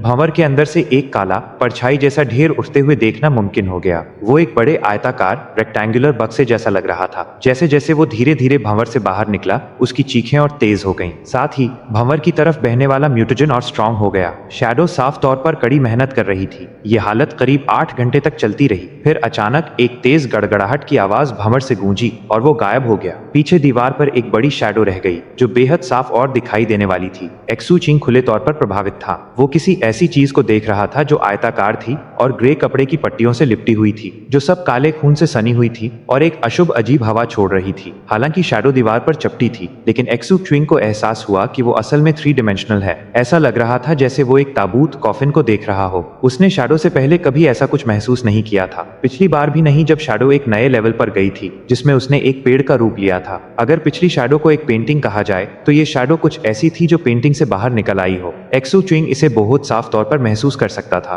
और तो और उस काले ताबूत से कमाल की तरंगे निकल रही थी जो गोल्ड कोर लेवल के बराबर थी। जिस चीज ने एक्सयू क्विंग की आंखों को और ज्यादा चमका दिया वो ये थी कि ताबूत की सतह पर ढेर सारी आंखें खुल गईं। वो गिनती से परे थीं और उन सबकी पुतलियां खड़ी थीं। वो सारी आंखें एक्सयू किंग को बहुत ठंडे ढंग से देख रही थीं और उससे उसे ऊपर वाले भगवान की आंखों में देखने की याद आ गई। वो ऐसी आंखें थीं जो बाकी सभी जीवों को नीच लाइफ फॉर्म्स मानकर उन्हें नीचे देख रही थीं। उन आंखों के घमंडी और लापरवाह नेचर ने एक्सो क्विंग की अपनी आंखों को अचानक बेहद ठंडा कर दिया। मरना चाहती हो? एक्सो क्विंग ने धीरे से कहा। जवाब में शैडो कांप उठी, मानो उसे अचानक वो सब याद आ गया हो जो उसके साथ पास्ट में हुआ था। वो घमंडी रवैया गायब हो गया और आंखें अचानक ऐसी लगने लगी जैसे वो एक्सो क्विंग की चापलूसी कर रही हो। मालिक, मैं आज्ञाकारी हूँ। तुमने ब्रेक थ्रू किया, लेकिन तुम अभी भी पूरे वाक्य नहीं बोल सकती। तुम किस काम की हो? एक्सो किंग की आंखें और ठंडी हो गईं और उसने अचानक एक वायलेट रोशनी बिखेरी। उसके तीसरे हेवनली पैलेस के अंदर उसका पॉइजन कोर कंपन करने लगा। शैडो का कंपन और तेज हो गया और आंखों से डर निकलता हुआ लग रहा था। अपनी घबराहट में उसने हकलाते हुए फ्लक्चुएशंस भेजे। मैं ताकतवर हूँ, काम की हूँ। काम की? कैसे? एक्सो क्विंग ने पूछा। कपड़े की पट्टियां ढीली हो गईं, जिससे पता चला कि वो असल में एक लंबा कपड़ा था। वो तैरता हुआ एक्सो क्विंग की तरफ आया। एक्सो क्विंग बस देखता रहा। टैबू सब एब्जॉर्ब कर लिया। एक्सो क्विंग के माथे पर शिकन आई और अनजाने में उसने पेट्रियार्क गोल्डन वज्रा वॉरियर को देखा। हालांकि पेट्रियार्क एक शीशे को निगलने के बीच में था और ट्रांसलेट करने में मदद नहीं कर सकता था। ठंडी आवाज में एक्सो क्विंग ने कहा, मुझे समझ नहीं आया। शैडो और भी ज्यादा घबराई हुई लगने लगी। कांपते हुए उसने एक छवि बनाई जिसमें एक्सो क्विंग किसी झुकते हुए छोटे पौधे को कुछ दे रहा था। छवि को देखकर एक्सो क्विंग को कुछ याद आया। कुछ वक्त पहले उसने शैडो को एक टैबू ट्रेजर का टुकड़ा दिया था। उसने उस कपड़े की पट्टी को फिर से देखा और उसके चेहरे पर हैरानी का भाव आ गया। उसमें से म्यूटेजन अब्सॉर्ब करने के बाद वो टुकड़ा इसमें बदल गया। ताबूत के आकार की शैडो आगे पीछे हिलने लगी जैसे कि वो अपना सर हिला रही हो। एक्सो क्विंग के माथे पर फिर शिकन आई। तभी शैडो ने अचानक जोर से पलके झपकना शुरू कर दिया। भूल गई, कमबख्त, गोल्डन वाजरा। हाँ, एक्सो क्विंग ने उस ग्रे कपड़े की पट्टी और उस पर लगे काले खून को देखा। फिर अचानक एहसास हुआ कि वो बिल्कुल किसी कफन जैसा लग रहा था। हालांकि उसमें से बदबू नहीं आ रही थी, बल्कि वो इमॉर्टल एनर्जी से धड़क रहा था। जिज्ञासु होकर उसने हाथ बढ़ाया और कपड़े को पकड़ लिया। फिर उसकी आंखें सिकुड़ गईं और उसने उसे छोड़ दिया। अपने हाथ को नीचे देखते हुए उसने देखा कि उस पर कई छोटे छोटे घाव थे, जैसे उसकी हथेली में कांटे या सुइयां चुभो दी गई हों। जहां तक बात थी कि ये काम कैसे करता है, वो बाद में स्टडी करेगा। उसने वापस शैडो को देखा, बस इतना ही। ये देखकर कि एक्सो क्विंग ज्यादा खुश नहीं लग रहा, घबराई हुई शैडो ने जल्दी से कुछ और फ्लक्चुएशंस भेजे। जुड़ना, बदलना, आखिरी। ताबूत का ढक्कन अचानक खुला जिससे एक तेज चरमराहट की आवाज गूंजी। उसके अंदर घुप अंधेरा था। मालिक, अंदर आइए, शैडो ने चापलूसी करते हुए कहा। एक्सो किंग की आंखें सिकुड़ गईं और उसने शैडो को गौर से देखा। मामले पर विचार करने के बाद वो मन ही मन हंसा। शैडो एक हायर लेवल पर पहुंच गई थी, लेकिन वो अभी भी उसे कुचल सकता था। अगर उसने उसके खिलाफ बगावत की तो वो उसे और अपने पास नहीं रखेगा। आगे बढ़ते हुए वो ताबूत के अंदर चला गया। ढक्कन उसके ऊपर बंद हो गया। जिस पर ढक्कन सील हुआ, शैडो कांप उठी और ताबूत की सतह पर मौजूद अनगिनत आंखें बंद हो गईं। फिर वो किसी लिक्विड की तरह पिघलती हुई लगी जिससे एक्सो क्विंग दिखाई दिया। हालांकि शैडो ने अब उसके पूरे शरीर को ढक रखा था। एक्सो क्विंग ने अपनी आंखें खोली और उनमें बेहद हैरानी दिखाई दी। खुद को ऊपर से नीचे तक देखने के बाद वो तेजी से हरकत में आया। पहले से कहीं ज्यादा तेजी से हिलते हुए उसने अपनी मुट्ठी दीवार पर दे मारी। पूरी दीवार राख में बिखर गई और बची हुई ताकत ने उस दिशा में 3000 मीटर लंबी सुरंग बना दी। जो बात एक्सो क्विंग के लिए और भी चौंकाने वाली थी वो ये थी कि उसने पूरी ताकत से घुसा नहीं मारा था, वो अपनी ताकत रोक रहा था। ये कुछ ऐसा था जो वो अपने शरीर के पिछले लेवल के साथ कभी नहीं कर सकता था। थोड़ा हांफते हुए एक्सो क्विंग ने खुद की जांच की। साफ तौर पर वो पहले के मुकाबले एक हैरान करने वाले लेवल पर पहुंच गया था, अपनी डिफेंस, स्पीड और स्ट्रेंथ तीनों में। क्योंकि अंधेरे ने उसे ढक रखा था, वो अपने हेवनली पैलेसेस, कल्टीवेशन बेस, धर्मा फोर्स या कुछ और नहीं देख सकता था। उन चीजों को खोने के बदले में उसे दंग कर देने वाली शरीर की ताकत मिली थी। एक ख्याल भेजने के बाद अंधेरा पीछे हट गया और उसकी त्वचा अपनी पुरानी हालत में वापस आ गई। वहीं दूसरी तरफ शैडो उसके माथे पर एक गहरे काले आंख के आकार में जमा हो गई। ये जरूर कोई सीक्रेट मैजिक है जो शैडो ने अपग्रेड होने के बाद डेवलप किया है। ये मेरे साथ जुड़ सकती है। उसने एक इनकेंटेशन जेस्चर किया लेकिन कुछ नहीं हुआ। जुड़ने के बाद मेरी लगभग सारी मैजिकल टेक्निक्स चली जाती हैं और मैं एक प्योर बॉडी कल्टिवेटर बन जाता हूँ। वैसे मैं अभी भी अपने जहर का इस्तेमाल कर सकता हूँ। इसमें शामिल ताकत 4 पैलेस लेवल को पार करती हुई लगती है और शायद 5 पैलेस लेवल के आसपास है। Pure 5 palace fleshly body power बिल्कुल खौफनाक है। एक्सो क्विंग 3 स्पिरिट्स डाओ सप्रेसिंग माउंटेन के सफर की वजह से हुए आसमान हिला देने वाले और धरती पलट देने वाले बदलावों से हैरान हुए बिना नहीं रह सका। अच्छी तैयारी ही सफलता की कुंजी है और ये उस सब का नतीजा था जिस पर एक्सो क्विंग ने अब तक काम किया था। कुछ और टेस्ट्स करने के बाद उसने एक और ख्याल किया और उसके माथे पर मौजूद काली आंख उसे छोड़ छोड़कर वापस ताबूत की शक्ल में बदल गई। ढक्कन खुला और एक्सू क्विंग बाहर निकला। अपना हाथ हिलाते हुए उसने काली बेलफायर की एक धारा निकाली। उसके हेवनली पैलेसेस वापस नॉर्मल हो गए थे। इसने टेक्निक के बारे में उसकी थियोरी को कंफर्म कर दिया। ये एक सीक्रेट फ्यूजन मैजिक था, बुरा नहीं है, उसने सर हिलाते हुए कहा। उसकी आंखें मंजूरी से चमक रही थीं। एक्सू क्विंग को इतना खुश देखकर शैडो उत्साह में आ गई। मालिक, मैं आज्ञाकारी हूँ। Shadow patriarch golden Vajra warrior से सीख रही थी। वो अब खुश और राहत महसूस कर रही थी। फिर उसने पेट्रियार्क की तरफ नफरत और उकसावे भरी नजरों से देखा। 345 एक्सू चिंग शैडो के ब्रेक थ्रू से बहुत खुश था और शैडो फ्यूजन सीक्रेट मैजिक बिल्कुल चौंकाने वाली थी। इसे पक्का एक ट्रम्प कार्ड माना जा सकता था और भले ही ये उस लाल कपड़े पहनी हुई लड़की द्वारा इस्तेमाल की गई सीक्रेट मैजिक से अलग थी, लेकिन नतीजा काफी मिलता जुलता था। फर्क ये था कि वो लड़की जुड़ने के लिए एक बैटल सोल को बुलाती थी, जबकि एक्सू चिंग एक प्योर अल्टीमेट बॉडी कल्टिवेटर में बदल गया था। आजकल मेरी लाइफ लैम्प्स और जहर कोई राज नहीं है, इसलिए मेरे राजों की पहली परत शैडो है। लाल कपड़ों वाली लड़की के हथियार से पता चलता है कि अपनी ताकत को खुले आम छुपाना कितना असरदार होता है। अगर शैडो का राज खुल गया तो मैं ऐसा कुछ कर सकता हूँ। मेरे राजों की दूसरी परत विद इन द 9 स्प्रिंग्स और शैडो फ्यूजन सीक्रेट मैजिक है। पहले वाले को राज रखना ज्यादा मुश्किल नहीं है,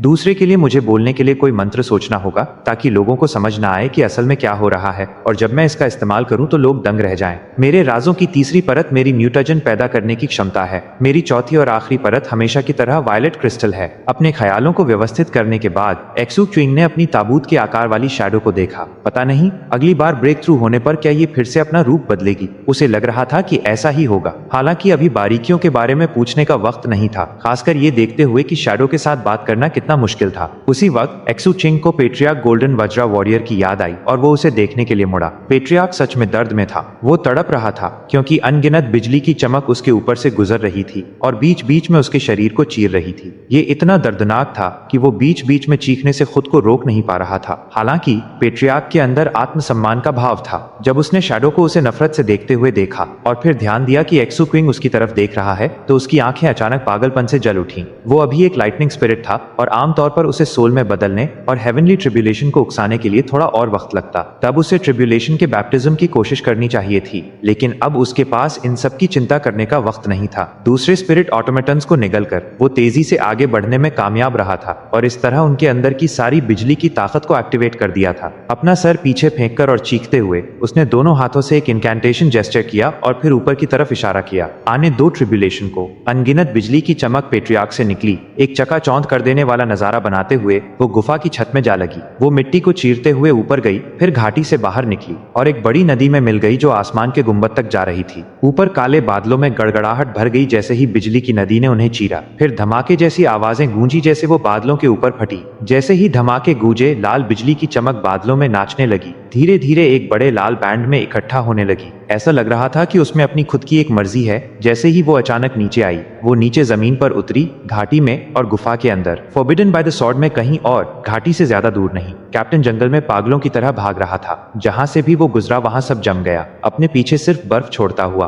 उसका चेहरा लाल था, आंखें चमक रही थी और वो पागलों की तरह हंसता हुआ तेजी से भाग रहा था। बीच बीच में अपने हाथ में पकड़े एक गहरे लाल फल को खा रहा था। ये चीज कमाल है, बिल्कुल कमाल। एक सच्चा पवित्र फल जो अल्टीमेट इविल और सबसे स्ट्रॉन्ग म्यूटेजन से उगा है। ये चीज पूरी तरह मुसीबतों से पैदा हुई है। ये पक्का खास है। मैं इसे मीलों दूर से सूंघ सकता था। हा हा हा हा। Oh shit. एक रहस्यमयी रोशनी अचानक उसके पीछे उठी, फिर किसी तेज धार तलवार जैसी बन गई जिसने रास्ते में आने वाले सारे पेड़ों को काट दिया। वो तेजी से करीब आई, जब तक ऐसा नहीं लगा कि वो बस कैप्टन को काटने ही वाली है। वो एक अजीब तरीके से मुड़ा, आखिरी पल में रास्ते से हट गया। इस तरह वो उस वार से बच गया। हालांकि इस प्रोसेस में उसके कुछ बाल कट गए। जोर से सांस लेते हुए उसने फल को अपने मुंह में डाला और बिना पीछे देखे पहले से भी तेज भागा। तभी उसने दूर कुछ बिजली देखी और बादलों की गरज सुनी। उसकी आंखें चमक उठी। एक और कीमती खजाना? क्या मुझे जाकर देखना चाहिए? मेरा पीछा करने वाले खतरनाक हैं और मुझे लगता है मैंने उनके सरदार को जगा दिया है। मुझे यकीन नहीं हो रहा कि वो इतने कंजूस हैं। कैप्टन ने एक लंबे पल के लिए हिचकिचाया। अगर उसने इस सिचुएशन का फायदा नहीं उठाया तो वो बाद में पछताएगा, इसलिए जाकर देखना समझदारी थी। जिस रफ्तार का वो मालिक था, ये पूरी तरह मुमकिन था कि वो एक तीर से दो शिकार कर सके।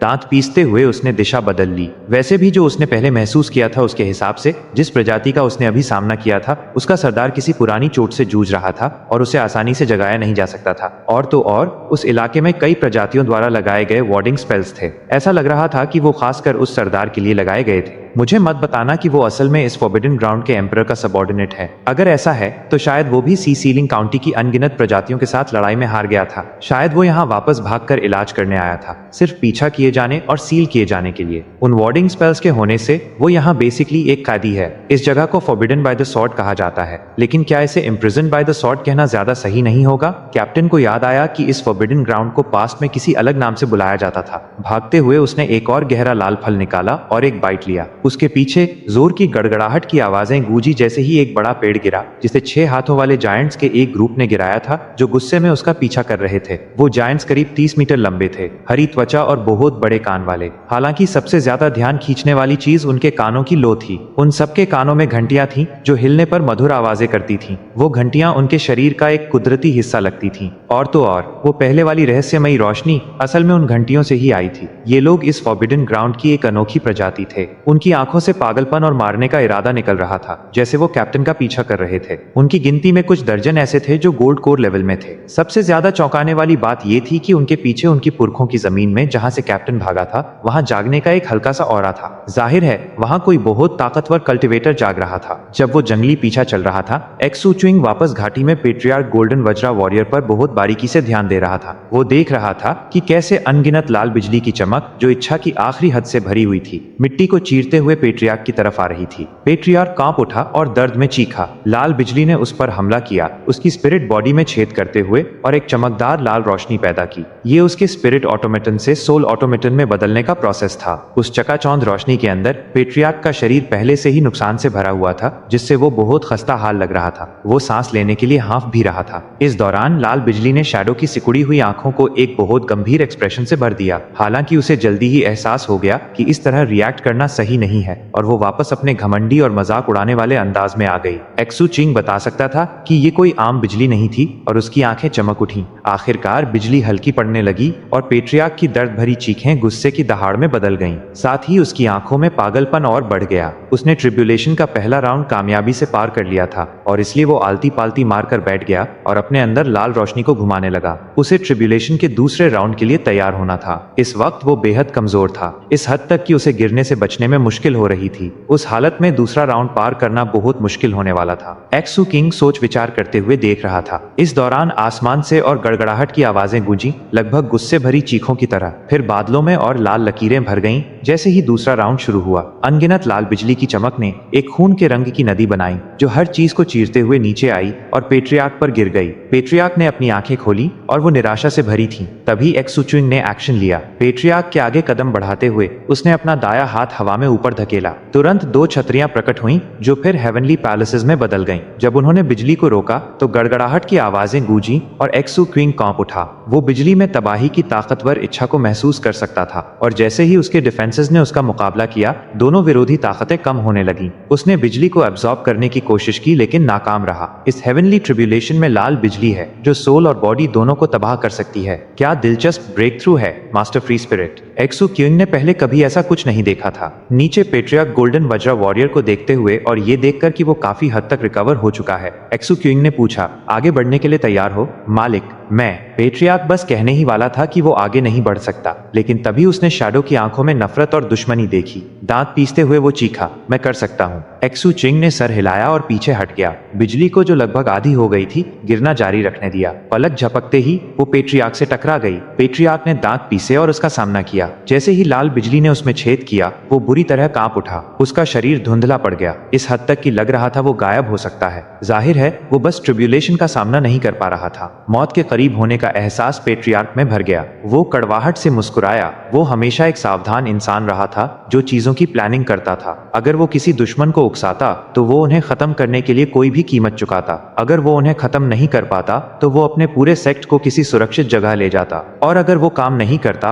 और उसे मौत का सामना करना पड़ता, तो उसके पास जिंदा रहने के लिए हमेशा एक बैकअप प्लान होता। वो खुद को गुलाम के रूप में पेश करने से भी पीछे नहीं हटता, जब तक कि वो जिंदा रहता। अब वो पूरी तरह निराशा में था। जैसे ही बिजली ने उसे अपने घेरे में लिया, वो कड़वाहट भरे पागलपन के साथ हंसने लगा। वो इस नतीजे को स्वीकार नहीं कर सकता था, और फिर भी उसके पास गहरा पछतावा महसूस करने के अलावा कोई चारा नहीं था। उसे ब्रेक थ्रू की कोशिश करने का पछतावा नहीं था, बल्कि उसे पछतावा था कि जब वो जवान था तब उसने और खतरे नहीं उठाए, क्योंकि वो जिंदा रहने पर इतना फोकस था। उसने कभी संसाधन कब्जाने के लिए अपनी जान जोखिम में डालने की हिम्मत नहीं की। इस वजह से वो कभी अपनी लाइफ फ्लेम जलाने में कामयाब नहीं हुआ। जब वो किताबें पढ़ता था तो वो हमेशा खुद को मुख्य किरदार की जगह पर कल्पना करता था। असल में वो मुख्य किरदार होने के सपने देखता था। वो एक आम इंसान के रूप में शुरुआत करने और आखिरकार सबसे ऊंची ऊंचाइयों तक पहुंचने के सपने देखता था। पेट्रियार्क गोल्डन वज्रा वॉरियर ने ऊपर एक्सू चिंग को देखा और कड़वाहट से चिल्लाया, ये बात अपने दिमाग में बिठा लो कि मास्टर फ्री स्पिरिट के पास भी नेचुरल एप्टीट्यूड है। ये बात अपने दिमाग में बिठा लो फिंडिश एक्सू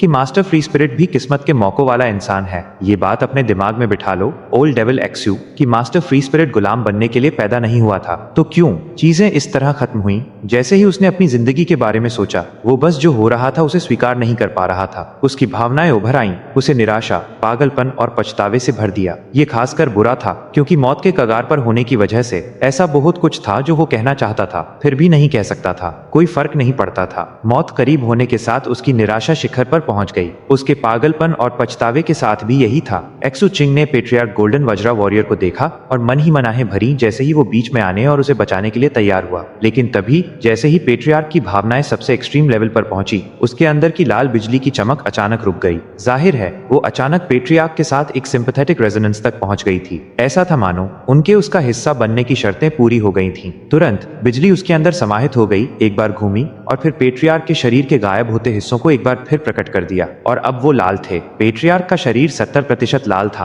और 30% पहले जैसा ही था। इसका मतलब था कि उसका ब्रेक थ्रू 70% पूरा हो गया था। उसका 30% स्पिरिट था, 70% सोल था। हेवनली ट्रिब्यूलेशन गायब हो गई। उसका ब्रेक थ्रू नाकामी और कामयाबी दोनों था। दंग रहकर पेट्रियार्क ने नीचे अपने शरीर को देखा। पहले वो उलझन में था, लेकिन फिर वो उलझन खुशी में बदल गई। फिर उसने सोचा कि उसने कुछ पल पहले क्या चिल्लाया था और उसका चेहरा पीला पड़ गया। बेहद घबराया हुआ महसूस करते हुए वो धीरे से एक्सू चिंग की तरफ मुड़ा। उसके चेहरे पर एक ऐसा भाव था जो रोने से भी ज्यादा बुरा लग रहा था। अरे मालिक, मैं बस इसलिए कह रहा था क्योंकि मुझे कहना पड़ा, एक खास टेक्निक के लिए जो मैं इस्तेमाल कर रहा था। ब्रेक थ्रू के की मोमेंट में टेक्निक मांग करती है कि आप ऐसी बातें कहें। सच कहूं तो आपका ये तुच्छ सेवक जब से आपके साथ है मालिक, वो मेरी जिंदगी का सबसे खुशहाल वक्त रहा है। सच में मालिक, आप मेरी किसी भी बात को गंभीरता से नहीं ले सकते। एक तरफ शैडो ने शरारत से मुस्कुराते हुए अपना सर हिलाया। चैप्टर 346 जब पेट्रियार्क गोल्डन वज्रा वॉरियर ने उस काली परछाई को नाम में सर हिलाते हुए देखा तो उनका डर और भी बढ़ गया। वो बुरी तरह कांपने लगे और उनके चेहरे पर सिर्फ मायूसी दिख रही थी। उन्होंने जू किंग की तरफ देखा, दिल में ये सवाल लिए कि क्या आज उनका अंत आ ही गया है। मालिक, क्या तुम ठीक हो? जू किंग ने धीमे स्वर में पूछा। उसकी आवाज में एक अजीब सी परवाह थी। पेट्रियार्क के लिए वो आवाज किसी ठंडी हवा के झोंके जैसी थी। उनकी आंखें हैरानी से फैल गईं और सांसें भारी हो गईं। वो सपने में भी नहीं सोच सकते थे कि ये खौफनाक जू उनके बोले हुए शब्दों पर गुस्सा करने के बजाय उनकी हालत के बारे में पूछेगा। जज्बातों की एक लहर उनके अंदर दौड़ गई और ये एहसास इसलिए और गहरा था क्योंकि वो मौत के बिल्कुल करीब पहुंच चुके थे। उनका दिल खुशी और जोश से जोर जोर से धड़कने लगा। एक ऐसी फीलिंग जो शब्दों में बयान नहीं हो सकती थी। उन्हें बस इतना पता था कि उनका दिल जू किंग की वजह से तेजी से धड़क रहा है। तभी उन्हें वो सारे उपन्यास और कहानियां याद आईं जो उन्होंने अपनी जिंदगी में पढ़ी थी, खासकर वो सीन्स जहां ऐसे हालात बनते हैं। आमतौर पर ऐसे मौके पर कोई भी वफादार सेवक यही कहता है कि हम साथ में जिएंगे और मरेंगे, या फिर हे भगवान, मैं हमेशा आपका साथ दूंगा। और अंत में यही कहा जाता है कि इतिहास गवाह रहेगा कि किस्मत ने आज आपके सेवक की जिंदगी बदल दी है। नॉवेल्स में जो होता है उस हिसाब से जू किंग पिछले जन्म में जरूर उनके मालिक रहे होंगे, जिसका मतलब ये था कि किस्मत में लिखा है कि वो जू किंग के साथ मिलकर कई मुसीबतों का सामना करेंगे। पक्का यही बात है, पेट्रियार्क ने जोश में सोचा। उन्होंने ऐसा महसूस पहले कभी नहीं किया था। एहसान और शुक्रगुजारी से भरकर उन्होंने कहा, मालिक आप चिंता ना करें, आपका ये तुच्छ सेवक बिल्कुल ठीक है। मैं बस इस बात से खुश हूँ कि वक्त खुद गवाह बनेगा जब मैं एक बार फिर आपके नाम पर जंग लड़ूंगा। इस जन्म में मालिक, मैं पूरी तरह आपकी सेवा में समर्पित हूँ। जू किंग ने पेट्रियार्क की तरफ सवलिया नजरों से देखा। पेट्रियार्क का बर्ताव थोड़ा अजीब लग रहा था, लेकिन उनके पुराने रिकॉर्ड को देखते हुए जू किंग ने उनकी बातों को स्वीकार किया और हाँ में सर हिला दिया। एक तरफ खड़ी वो परछाई भी हैरान रह गई। उसने गौर से पेट्रियार्क को देखा और उनके बोले हुए शब्दों को अपने दिमाग में स्टोर कर लिया ताकि मौका आने पर वो भी इनका इस्तेमाल कर सके। तुम्हारा ब्रेक थ्रू पूरी तरह सफल नहीं हुआ है ना? जू किंग ने पूछा। मालिक, हालांकि आपका ये सेवक पूरी तरह कामयाब नहीं हुआ, लेकिन मैं बता सकता हूँ कि मैं पहले से अलग हूँ। पेट्रियार्क ने अपना दाया हाथ उठाया और उनके शरीर में एक कंपन हुआ जब वहाँ एक लाल रंग की बिजली दिखाई दी। वो दिखने में बहुत कमजोर लग रही थी, लेकिन उसकी बनावट बिल्कुल वैसी ही थी जैसी उस असली आसमानी ट्रिब्यूलेशन लाइटनिंग की थी। उस थोड़ी कमजोर सी बिजली को देखकर पेट्रियार्क को थोड़ी शर्म आई, इसलिए उन्होंने कहा, ये बहुत ज्यादा तो नहीं है, लेकिन अब मैं ज्यादातर एक सोल ऑटोमेटन बन चुका हूँ। एक बार मैं वापस उस लोहे की सलाख में चला जाऊं, फिर देखिएगा क्या कमाल होता है। अपनी बात साबित करने के लिए वो तेजी से धुंधला गए और सीधा उस काली सलाख की तरफ लपके। जैसे ही वो उसके अंदर गए, वो काली सलाख हिलने लगी, अंदर से चटकने की आवाजें आने लगी और उसकी सतह पर लाल रंग के जादुई निशान उभर आए। जैसे जैसे वो सलाख बदल रही थी, उसमें से एक डरावनी औरा निकलने लगी। लाल चिंगारियां उस पर नाचने लगी, जिससे उसका गहरा काला रंग बदलकर थोड़ा बैंगनी सा होने लगा। जब जू किंग ने उस सलाख को देखा जो इतने लंबे वक्त से उनके पास थी और अब इतने हैरान कर देने वाले तरीके से बदल रही थी, तो उन्होंने उसे ध्यान से देखा। लेकिन तभी पेट्रियार्क की चीख सुनाई दी और साथ ही उस सलाख पर 3 बड़ी दरारें पड़ गईं। वो दरारें बहुत गहरी थी और ऐसा लग रहा था कि अगर वो थोड़ी और बड़ी हुई तो वो सलाख टुकड़े टुकड़े हो जाएगी। जू किंग के चेहरे का भाव बदल गया। फौरन उस सलाख को पकड़कर उन्होंने अपनी डिवाइन विल से उसे स्कैन किया, जिसके बाद उनका चेहरा और भी गंभीर हो गया। तभी पेट्रियार्क बाहर निकल आए। अपने शब्दों को बहुत सोच समझ कर चुनते हुए उन्होंने कहा, मालिक, जब मैंने इस ट्रेजर पर कब्जा करने की कोशिश की तो पता चला कि इसका लेवल असल में बहुत कम है। ये गोल्ड कोर से नीचे के किसी भी लेवल के लिए ठीक है, लेकिन अब जबकि मैं 70% सोल ऑटोमेटन बन चुका हूँ, मैं उस हद से आगे निकल गया हूँ और वो लाल ट्रिब्यूलेशन लाइटनिंग की ताकत ये सलाख बर्दाश्त नहीं कर पा रही। जू किंग काफी देर तक अपने हाथ में उस सलाख को देखते रहे। वो इस चीज को तब से इस्तेमाल कर रहे थे जब वो बच्चे थे, चाहे वो स्लम्स में रहने से पहले का वक्त हो या बाद का, चाहे वो स्कैवेंजर बेस कैंप हो या 7 ब्लड आइज के शुरुआती दिन। उन्होंने हमेशा दुश्मनों को मारने के लिए इसी हथियार का इस्तेमाल किया था। दिन हो या रात, वो सलाख हमेशा उनके पास रहती थी, यहाँ तक कि सोते वक्त भी। अगर ऐसी बात है, जू किंग ने कहा, तो अभी हम कुछ नहीं कर सकते। एक बार हम सेक्ट में वापस पहुंच जाएं, तो मैं इसे दोबारा बनाने का कोई तरीका ढूंढूंगा और उम्मीद है कि इसका लेवल बढ़ा सकूंगा। उन्होंने उस सलाख को वापस रख लिया और सफर के दौरान एक छोटे से देश से मिला हुआ एक जादुई ट्रेजर निकाला। ये फिलहाल पेट्रियार्क के रहने के लिए काम आएगा। ये करने के बाद उन्होंने अपनी आस्तीन झटकी और पेट्रियार्क और उस परछाई दोनों को वापस छुपा दिया। यहाँ से निकलने का वक्त आ गया है। परछाई और पेट्रियार्क दोनों का लेवल बढ़ने से उनकी लड़ने की ताकत थोड़ी बेहतर हो गई थी। जहाँ तक उन बदलावों की बात थी जो उन्होंने खुद महसूस किए थे, उनका इरादा था कि धर्माशिप पर वापस जाने के बाद वो उन पर गौर करेंगे। आखिरकार ये एक फॉरबिडन ग्राउंड था, ऐसी जगह नहीं जहाँ लापरवाही की जा सके।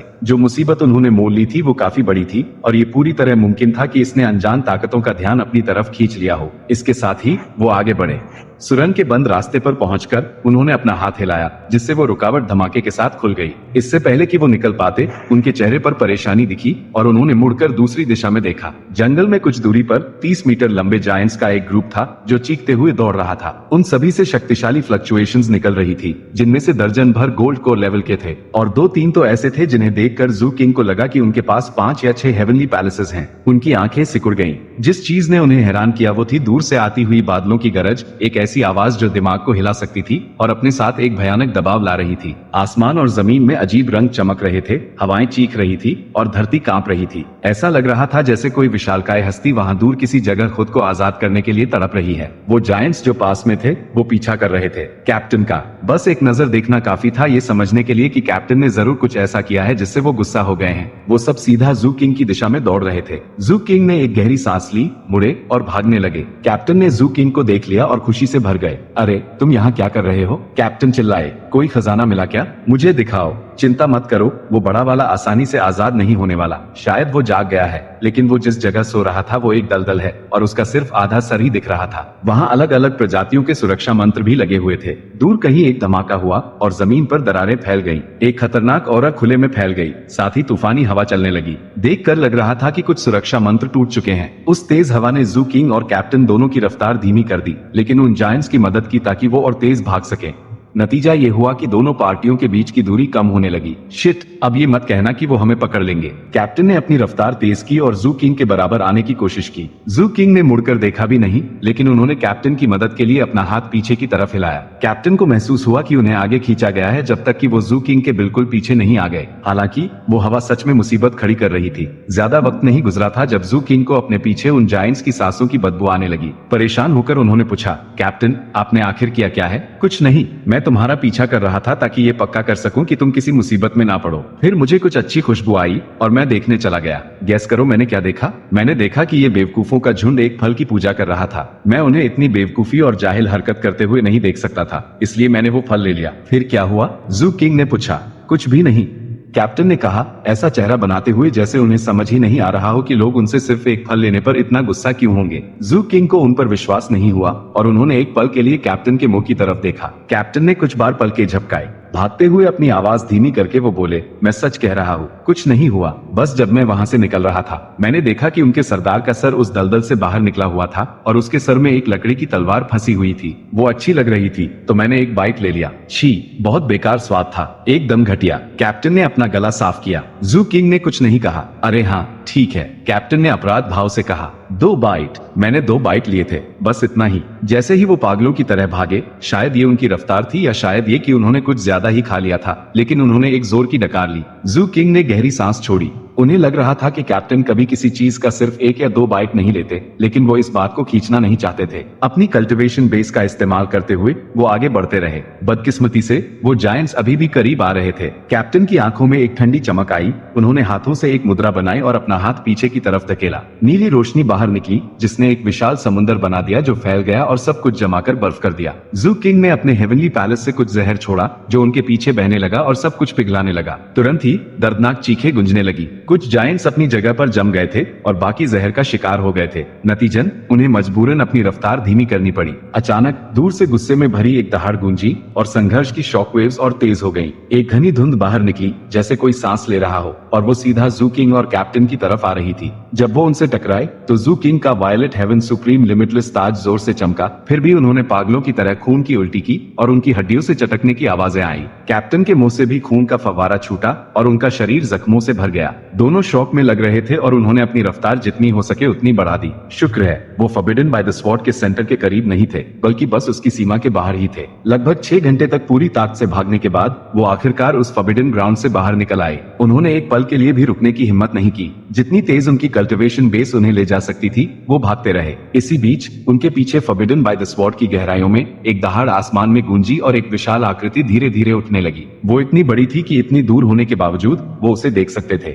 उसका सर आसमान को छू रहा था और उसमें से एक बेहद खौफनाक ऑरा निकल रहा था। उस आकृति की नाक को देख पाना मुश्किल था, जो इतनी बुरी तरह जख्मी थी कि मान लो जैसे उसके पास नाक है ही नहीं। जैसे ही वो जायंट गरजा, उसने कैप्टन और जू किंग की दिशा में एक कदम बढ़ाया। उनके चेहरे उतर गए, लेकिन तभी वहां कई सारी रोशनी की किरणें दिखाई दी जो डाउ रेजोनेंस के साथ गूंज रही थी। उन्होंने एक सीलिंग मार्क बनाया जो उस जायंट पर जा गिरा और उसे वहीं जकड़ दिया ताकि वो गरजने के अलावा और कुछ ना कर सके। इसके बावजूद कि जू किंग और कैप्टन कितनी दूर थे, उस गरज ने उनके मुंह से खून निकाल दिया और उनकी खाल पर दरारें पड़ गई। फॉरबिडन बाय द स्वॉर्ड से दूर भागते हुए वो धर्माशिप तक पहुंच गए। एक बार जहाज पर चढ़ने के बाद जू किंग हांफने लगे और उन्होंने दूर उस जायंट की नाक को देखा। फिर वो मुड़े और कैप्टन को गौर से देखा। कैप्टन ने अपना गला साफ किया और बात बदल दी। खैर छोड़ो, वो सच में आजाद हो गया। वो जरूर एम्प्रेस स्वॉर्ड का कोई चेला रहा होगा। कितना सख्त जान था वो। इसी बीच यानिन वहाँ खड़ी देख रही थी। उसकी आंखें फटी हुई थी और दिमाग खाली था। वो बस ये समझ ही नहीं पा रही थी कि जू किंग और कैप्टन ने फॉरबिडन बाय द स्वॉर्ड के अपने छोटे से ट्रिप में इतना बड़ा हंगामा कैसे खड़ा कर दिया। चैप्टर 347। धर्मशिप पर सवार होते ही उन्होंने उसे पूरी रफ्तार से दूर भेज दिया। जू किंग और कैप्टन दोनों ही काफी डरे हुए लग रहे थे। बीच बीच में वो पीछे मुड़कर उस फॉरबिडन ग्राउंड की तरफ देख रहे थे। वहां वो विशाल जायंट अभी भी संघर्ष कर रहा था, जिससे बादलों में उफान आ गया था और बिजलियां कड़क रही थी, क्योंकि वो उन रुकावटों के जाल को तोड़ने की कोशिश कर रहा था। जू किंग का दिल अभी भी उस बचे केचे डर से जोर जोर से धड़क रहा था। एक तरफ खड़े कैप्टन ने अफसोस भरी सांस ली। जैसा मुझे शक था बिल्कुल वैसा ही निकला। फॉरबिडन बाय द स्वॉर्ड दरअसल इम्प्रिजन बाय द स्वॉर्ड है। असल में पहले इस फॉरबिडन ग्राउंड को स्पिरिट साउंड कहा जाता था। बाद में जब सी सीलिंग काउंटी की अलग अलग प्रजातियों ने इसे दबा दिया, तब इसका नाम स्पिरिट साउंड से बदलकर इम्प्रिजन बाय द स्वॉर्ड पड़ गया। जू किंग ने सोच विचार करते हुए उनकी बात सुनी। वो भी इस बारे में उत्सुक थे, क्योंकि उन्हें याद था कि मास्टर सेवेंथ ने कहा था कि उस फॉरबिडन ग्राउंड का नाम स्पिरिट साउंड है, जबकि कैप्टन ने उसे फॉरबिडन बाय द स्वॉर्ड कहा था। जब धर्माशिप तेजी से आगे बढ़ रहा था, यानी ने बुरी तरह थके हारे जू किंग और कैप्टन को देखा। थोड़ी देर हिचकिचाने के बाद उसने पूछा, बड़े भाई जू किंग, क्या आप अपनी लाइफ फोर्स रिकवर करने नहीं गए थे?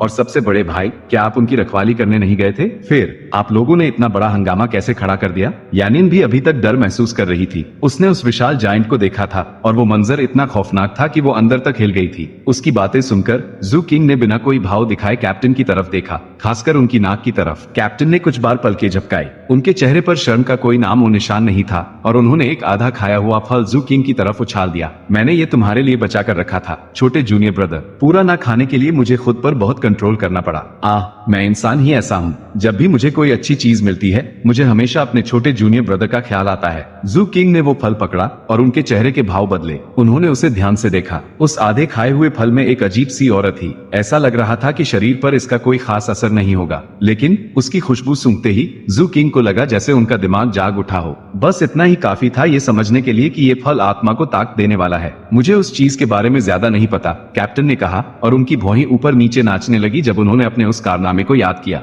मैंने इसे पहले कभी नहीं देखा, बस उन बेवकूफों को इसकी पूजा करते हुए देखा तो मैंने इसे चुरा लिया और एक बाइट ले लिया। ये पक्का आत्मा के लिए बहुत फायदेमंद है। जू किंग को इस बात से कोई फर्क नहीं पड़ा कि कैप्टन ने उस फल को पहले से झूठा किया हुआ है। स्लम्स में बड़े होने की वजह से उन्होंने कुत्तों से छीनकर आधा खाया हुआ खाना भी खाया था, इसलिए कैप्टन के बाद खाना उनके लिए कोई बड़ी बात नहीं थी। उन्होंने उसे मुंह में डाला और निगल गए। उन्हें महसूस हुआ कि कुछ ठंडा और ताजगी भरा उनके अंदर बह रहा है, जो उनके कॉन्शियसनेस के समुद्र में जाकर बस गया और उसे झंझना दिया। फिर वो थोड़ा फैला और पहले से ज्यादा ठोस हो गया। ये आत्मा के ताकतवर होने के संकेत थे। जू किंग ने अपने होंठ चाटे, फिर कैप्टन की तरफ देखा और उस फॉरबिडन ग्राउंड वाले जायंट के बारे में कुछ सवाल पूछने की तैयारी की। कैप्टन, नहीं, मेरे पास और नहीं है। कैप्टन ने उनकी बात काट दी। जैसे ही ये शब्द उनके मुंह से निकले उन्हें एहसास हुआ कि शायद उन्हें इतनी रुखाई से नहीं बोलना चाहिए था। पलके झपकाते हुए उन्होंने गला साफ किया और कहा, छोटे आह किंग, हमें अगले सॉर्जेज कोर्ट जाना है। मेरी बात सुनो, वो जगह कमाल की है। जू किंग ने शक की नजरों से कैप्टन को देखा। यहाँ पक्का कुछ गड़बड़ चल रही थी। आंखें सिकुड़ते हुए उन्होंने धीमे से कहा, बड़े भाई, अगर मैंने आपको उस डॉ ब्लड का 30% नहीं दिया होता तो मेरा ब्रेक थ्रू बहुत सुरक्षित होता, लेकिन आप आखिर मेरे बड़े भाई हैं। कैप्टन ने एक गहरी सांस ली और फिर एक और फल जू किंग की तरफ उछाल दिया। उन्होंने थोड़ा और सोचा और फिर एक प्रयोग करने का फैसला किया। कपड़े को ब्लेड के किनारे पर लपेटकर उन्होंने एक साधारण सा हिल्ट बना लिया।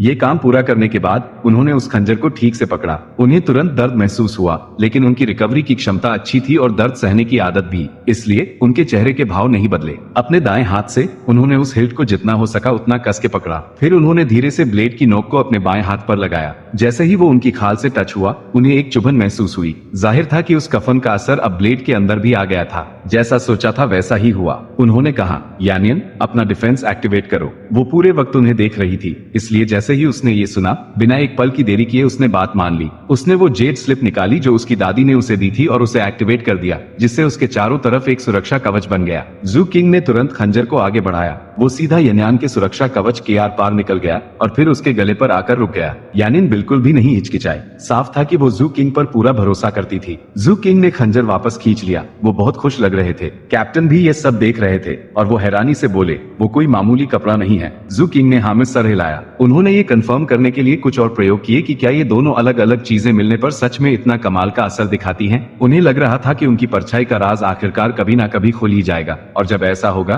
तो उन्हें तैयार रहना होगा। उन्होंने अपनी डिवाइन विल भेजी और उस परछाई ने खुद को शारीरिक रूप से दिखाए बिना अपना एक हिस्सा भेजकर खंजर पर एक आंख बना दी। वो आंख शुरू में नॉर्मल लग रही थी, लेकिन अगर आप उसे गौर से देखते तो पता चलता कि वो जिंदा है। अगर आप उसे देखते तो वो भी आपको वापस देखती। मुझे एक कोड फ्रेज सोचना होगा जिसका इस्तेमाल मैं ये इशारा करने के लिए कर सकूं कि मैं शैडो फ्यूजन सीक्रेट मैजिक का इस्तेमाल करने वाला हूँ। मुश्किल ये थी कि राइम्स और याद रखने वाले जुमले बनाना जू किंग के बस की बात नहीं थी, इसलिए उन्होंने पेट्रियार्क गोल्डन वज्र वॉरियर से मदद मांगी। पढ़े लिखे पेट्रियार्क को कुछ सोचने में ज्यादा वक्त नहीं लगा। परछाई रोक लगाती है, भूत हुक्म चलाता है, अमर व्यक्ति झुकता है, ये दुनिया मेरी है। जू किंग ने मन ही मन इन लाइंस को दोहराया। ये थोड़ी अजीब लग रही थी, लेकिन इस वक्त उन्हें इससे बेहतर कुछ नहीं सूझ रहा था, इसलिए उन्होंने फिलहाल इसका इस्तेमाल ना करने का फैसला किया, जिससे पेट्रियार्क थोड़े निराश हो गए। वो 4 लाइंस असल में भेष बदल कर रचा गया एक षड्यंत्र थी। ओ छोटी परछाई, तुम मुझसे लड़ना चाहती हो?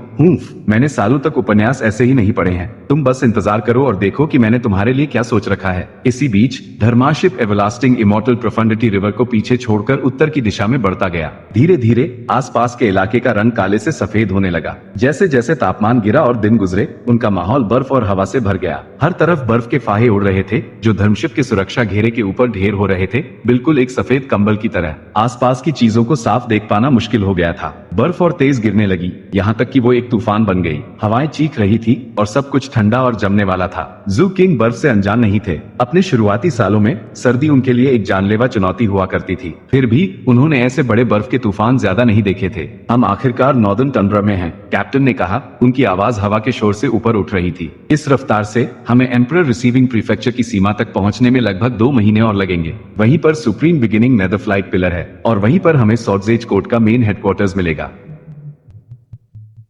चैप्टर 349 कैप्टन की बात में एक छिपी हुई चेतावनी थी। कोई भी अनजान शख्स अगर कैप्टन को सुनता तो यही सोचता कि वह जू किंग को उस लाइफ लैम्प से दूर रहने की सलाह दे रहे हैं, वरना लेने के देने पड़ जाएंगे। लेकिन जू किंग ने तुरंत कैप्टन के शब्दों के पीछे का असली मतलब पकड़ लिया। कैप्टन असल में कहना चाहते थे कि लाइफ लैम्प चुराने में कोई बुराई नहीं है, बस शर्त यह है कि जू किंग अपने पीछे कोई सबूत ना छोड़े। और हाँ, कैप्टन साहब भी इस कांड में बराबर के हिस्सेदार बनना चाहते थे। खैर, जू किंग का लाइफ लैम्प चुराने का कोई इरादा नहीं था। वजह यह नहीं थी कि जांग सियू किसी बड़े खानदान से था, बल्कि जू किंग का उससे कभी कोई आमना सामना ही नहीं हुआ था, तो उसे मारने की कोई वजह ही नहीं बनती थी। जू किंग ने दोबारा सर हिलाया। मैं उसे परेशान नहीं करने वाला। कैप्टन ने अपनी आईब्रोज उठाई और एक रहस्यमय मुस्कान दी। मुझसे भी छुपाओगे? अरे छोटे किंग, तुम्हारी ताकत अब 5 पैलेस लेवल से ऊपर है ना? जू किंग ने सवाल का जवाब नहीं दिया। उसकी नजरें बस नॉर्थ की तरफ टिकी थी, जहां Supreme beginning nether flight Pillar और एम्परर रिसीविंग प्रीफेक्चर की सीमा थी। बड़े भाई, क्या आपको पता है माउंट डेब्रेक कहाँ है? उसने पूछा। हैरान होकर कैप्टन बोले, माउंट डेब्रेक? सोचने दो जरा। कुछ देर बाद वह बोले, मुझे लगता है मैंने सी सीलिंग काउंटी के नक्शे पर वह जगह देखी थी। वह यहाँ से ज्यादा दूर नहीं है। कहा जाता है कि पुराने जमाने में वहाँ एक सन पैलेस हुआ करता था। जू किंग ने हाँ में सर हिलाया, लेकिन आगे कोई सवाल नहीं किया। वक्त गुजरता गया। सफर आराम से कट रहा था। बीच बीच में उन्हें अजीब तरह की उड़ने वाली शिप्स दिख जाती। सबके झंडे अलग थे, लेकिन मंजिल एक ही थी। ज्यादातर शिप्स में नए और होनहार कल्टिवेटर्स भरे हुए थे। सॉडजेज कोर्ट का रिक्रूटमेंट ऐलान एम्परर रिसीविंग प्रीफेक्चर के इंसानी ग्रुप्स के लिए किसी त्योहार से कम नहीं था। छोटे बड़े सेक्ट्स के चुने हुए लोग इस इवेंट में हिस्सा लेने जा रहे थे। आखिरकार स्वॉर्ड सेज बनने से सेक्ट के अंदर और बाहर दोनों जगह इज्जत बढ़ती और भविष्य में बेहतर मौके मिलने की उम्मीद भी होती। एक और महीना बीतने के बाद जू किंग को आखिरकार दूर होराइजन पर वह हैरान कर देने वाला पिलर दिखाई दिया। वो पूरा 3000 मीटर मोटा था, बिल्कुल गहरा काला, और उसकी सतह पर अनगिनत जादुई चिन्ह और टोटम्स खुदे हुए थे। ये था Supreme beginning nether flight Pillar, जिसे देखकर दिल में एक अजीब सी भावना उमड़ आती थी। गौर से देखने पर पता चलता कि उन जादुई चिन्हों में एक कुदरती डाव की गूंज थी। टोटम्स का भी वही हाल था। उन पर अजीबोगरीब जीव बने हुए थे, जिनमें से हर एक से खौफनाक दबाव निकल रहा था। जो कोई भी उस विशालकाय पिलर को देखता, उसका मन करता कि बस वहीं घुटने टेक कर सजदा करे। वह बादलों को चीरते हुए इतना ऊपर जा रहा था कि उसका अंत देखना नामुमकिन था। लेकिन बादलों के बीच से एक धुंधला सा महल जैसा कुछ दिखाई दे रहा था। ये वही महल था जो Supreme beginning nether flight Pillar को दबाए हुए था, और साथ ही दुनिया की हर चीज को भी। फिर भी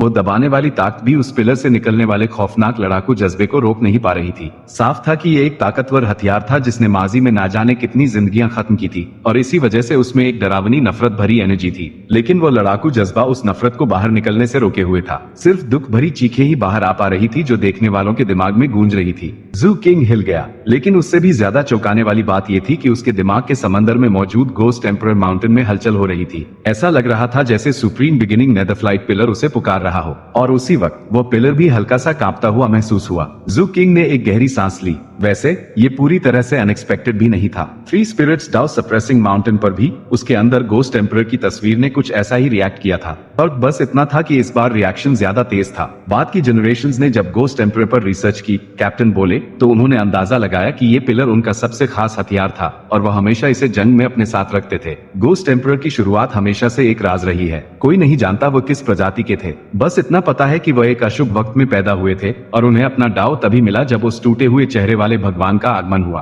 हमें ये भी नहीं पता कि उनका असली दुश्मन कौन था। बस इतना पता है कि मरने से ठीक पहले उन्होंने अपना हथियार उस ठंडे मैदान में फेंक दिया, फिर समंदर किनारे बैठ गए, आंखें बंद की और ध्यान लगाते हुए गुजर गए। कुछ लोग कहते हैं कि मरते वक्त उनका चेहरा साउथ के समंदर की तरफ था, जैसे वह किसी का इंतजार कर रहे हो। जैसे जैसे कैप्टन बोलते गए, उनकी आवाज धीमी होती गई, यहाँ तक कि फुसफुसाहट बन गई। जू किंग अपने दिमाग के समंदर में गोस्ट एम्परर माउंटेन को महसूस कर सकता था। भले ही चेहरा थोड़ा धुंधला था, लेकिन वह अब भी उसके अपने चेहरे जैसा ही लग रहा था। खामोशी बनाए हुए जू किंग ने Supreme beginning nether flight pillar के आसपास की जमीन को देखा। जमीन चमकदार सफेद थी, जिस पर अनगिनत तंबू लगे हुए थे। वहां लाखों तंबू होंगे, जिन्होंने पिलर के चारों तरफ एक अनोखा शहर बना दिया था।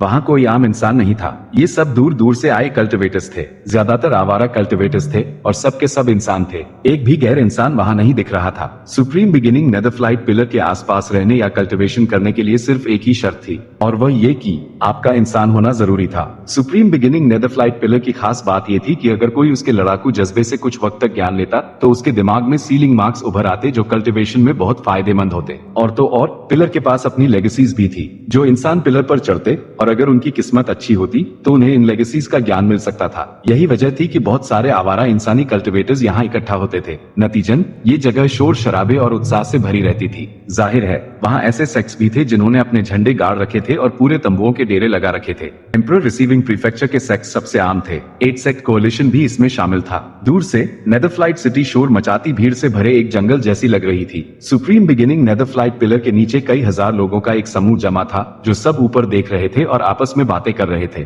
ये देखकर जू किंग ने गौर किया और पाया कि पिलर की सतह पर भी लोग थे। 100 से ज्यादा लोग थे और सब अलग अलग ऊंचाई पर चढ़े हुए थे। कुछ चढ़ रहे थे, दूसरे उन जादुई चिन्हों या टोटम्स पर ध्यान लगा रहे थे जो पिलर की सतह से बाहर निकले हुए थे। बहुत से लोग एक ऐसे शख्स को देख रहे थे जो पिलर पर सबसे ऊपर था। वह एक नौजवान था जिसने सुप्रीम आर्बिटर इमोर्टल सोसाइटी का कपड़ा पहना था। वो डाउ चाइल्ड नहीं था बल्कि उससे नीचे का कोई चुना हुआ डिसाइपल था। जू किंग ने उसे पहचान लिया। ये वही था जो 1 महीने पहले कॉन्वॉय में दिखा था। फिलहाल वह लगभग 1500 मीटर की ऊंचाई पर था जो शायद उसकी हद थी। असल में थोड़ी देर संघर्ष करने के बाद उसका हाथ फिसला और वह गिर गया। जैसे ही वो नीचे गिरा सुप्रीम बिगिनिंग नेदरफ्लाइट पिलर से एक नीली रोशनी निकली और उसकी तरफ लपकी। खुशी से गदगद उस डिसाइपल ने हाथ बढ़ाया, जिसके बाद वो नीली रोशनी एक धुंधली नीली एनर्जी में बदल गई जिसे उसने पकड़ लिया। जू किंग को कोई अंदाजा नहीं था कि वह क्या है, लेकिन वह नीचे भीड़ को चिल्लाते हुए सुन सकता था। तो उसे सेकेंडरी स्प्रिंग स्टार्ट एनर्जी मिली है। इससे लाइफ फोर्स में जबरदस्त इजाफा होता है। जितना ऊपर जाओगे उतना अच्छा इनाम मिलने का चांस होगा।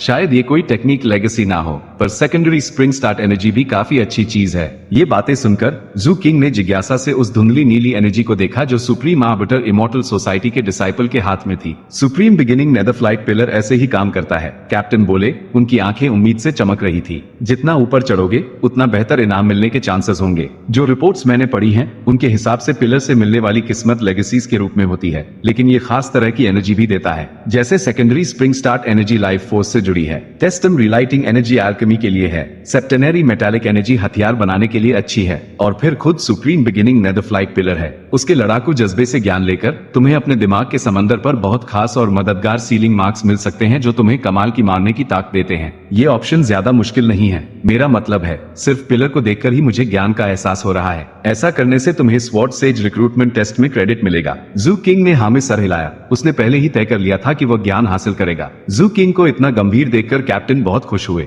सच तो यह था कि उस सीलिंग मार्क का ज्ञान पाना बहुत मुश्किल था, लेकिन अपने आप को बड़े भाई साबित करने के लिए उन्होंने इसे बहुत आसान बनाकर पेश किया था। इसलिए जब जू किंग को ज्यादा वक्त लगेगा तो वो चेन अर्न्यू और भी ज्यादा महान लगेंगे। इसी तरह जू किंग, कैप्टन और यानिन नेदरफ्लाइट सिटी के करीब पहुंचते गए। आखिरकार जू किंग ने अपनी धर्माशिप समेट ली। तंबुओं के बीच उतरकर वह 8 सेक्ट कोalition के डेरे की तरफ बढ़े। शहर अब भरा हुआ था और किराए पर जगह लेना महंगा पड़ता, तो पैसे बचाने के लिए अपने सेक्ट के इलाके में जाना ही समझदारी थी। जल्द ही वह पहुंच गए। 8 सेक्ट कोalition का डेरा पिलर से ज्यादा दूर नहीं था और वहां 100 से ज्यादा तंबू लगे थे। अंदर पहुंचते ही जू किंग, कैप्टन और यानिन ने अपने भेष उतार दिए। जब उनके असली चेहरे सामने आए तो बाकी कोalition डिसाइपल्स ने तुरंत उन्हें पहचान लिया। कैप्टन और यानिन पर किसी का ज्यादा ध्यान नहीं गया, लेकिन जू किंग पर सबकी नजरें टिक गईं, क्योंकि उसे डाउ चाइल्ड का दर्जा मिला था और वो कोalition में काफी मशहूर था। इसलिए कई डिसाइपल्स ने तुरंत हाथ जोड़कर उसकी तरफ झुककर नमस्ते किया। वहां 100 से थोड़ा ज्यादा डिसाइपल्स थे, ज्यादातर फाउंडेशन एस्टेब्लिशमेंट में और कुछ ही गोल्ड कोर में। उनमें से बहुत कम ही स्वॉर्ड सेज बनने के लिए क्वालिफाई करते थे, क्योंकि उनकी उम्र ज्यादा थी। वो बस ट्रेनिंग के लिए सेक्ट की तरफ से भेजे गए थे। 7 ब्लड आइज के ज्यादा लोग नहीं थे। म्यूट वहां था और जब उसने जू किंग और कैप्टन को देखा तो अदब से झुका। फिर वो भागकर जू किंग के पास आया और चौकन्ना होकर आसपास देखने लगा। सेट होने के बाद जू किंग को 7 ब्लड आइज के डिसाइपल्स से पता चला कि इस ग्रुप को सर ब्लड स्मेल्टर और यानिन की दादी यहाँ लेकर आए थे। साथ ही हाउस ऑफ ग्रू हंटर्स और हेवन मिरर ट्रेजर सेक्ट के लीडर्स भी मौजूद थे। मास्टर 7th नहीं आए थे, लेकिन पहुंचने पर पता चला कि पेट्रियार्क और बाकी बड़े कल्टिवेटर्स सीधा स्वॉर्ड्स एज कोर्ट गए थे किसी अनजान मामले पर बात करने। इस वजह से जू किंग ने तय किया कि वह तुरंत फॉर्मल ग्रीटिंग्स देने नहीं जाएगा। यानिन थोड़ा गिल्टी महसूस कर रही थी, क्योंकि वो चुपके से 7 ब्लड आइज से बिना किसी को बताए निकली थी। जब उसने सुना कि उसकी दादी वहां है, तो वो जू किंग से कुछ कहने ही वाली थी कि उसकी ट्रांसमिशन जेट स्लिप वाइब्रेट हुई। उसे देखकर उसने एक गहरी सांस ली। जू किंग भैया, मेरी दादी को पता चल गया है कि मैं यहाँ हूँ। मुझे जाकर उन्हें मनाना पड़ेगा, वरना वो मुझे दोबारा कभी अपनी नजरों से दूर नहीं होने देंगी। उधर कैप्टन चैन की सांस ले रहे थे कि आज इमॉर्टल प्लूमडार्क नहीं आए थे। मुझे हैरानी है कि पेट्रियार्क यहाँ क्यों है। शायद मेरी वजह से। वो हमेशा बहुत गंभीर लगते हैं, पर सच तो यह है कि वो मुझे बहुत पसंद करते हैं। शायद वो मुझे वापस सेक्ट आने के लिए मनाना चाहते होंगे। दुख की बात है छोटे आह किंग, तुम मेरे लेवल लेवल पर नहीं हो, तुम्हें बात करने का ढंग नहीं है। याद रखना, जब हम वापस जाएंगे, अगर तुम मेरा उधार चुका दोगे तो मैं तुम्हें कुछ टिप्स दे सकता हूँ कि बूढ़ों को कैसे मक्खन लगाया जाए। जू किंग ने उन्हें देखा, पलके झपकाते हुए। आप सही कह रहे हैं बड़े भाई, बल्कि मेरा सुझाव है कि आप अभी जाकर पेट्रियार्क को ग्रीटिंग्स दें। शायद उनके पास रिक्रूटमेंट टेस्ट के लिए कुछ सलाह हो सकता है आप कुछ ऐसी बातें सीख लें जो हम दोनों के काम आए। ये हुई ना बात। कैप्टन की आंखें चमक उठी और वो कुछ कदम आगे बढ़े ही थे कि रुक गए और शक की निगाह से जू किंग को देखने लगे। रुको छोटे किंग, तुम आमतौर पर ऐसी बातें नहीं करते, कुछ तो गड़बड़ है। जू किंग बस मासूमियत से कैप्टन को देखता रहा। कैप्टन ने वापस शक से देखा, लेकिन इससे पहले कि वो कुछ कह पाते, ऊपर से एक ठंडी गूंजती हुई नाक सिकोड़ने की आवाज आई जिसने सब कुछ हिलाकर रख दिया। सॉर्जेज कोर्ट में गैर इंसानों का आना सख्त मना है। जो भी गैर इंसान अंदर घुसेगा उसे काट दिया जाएगा।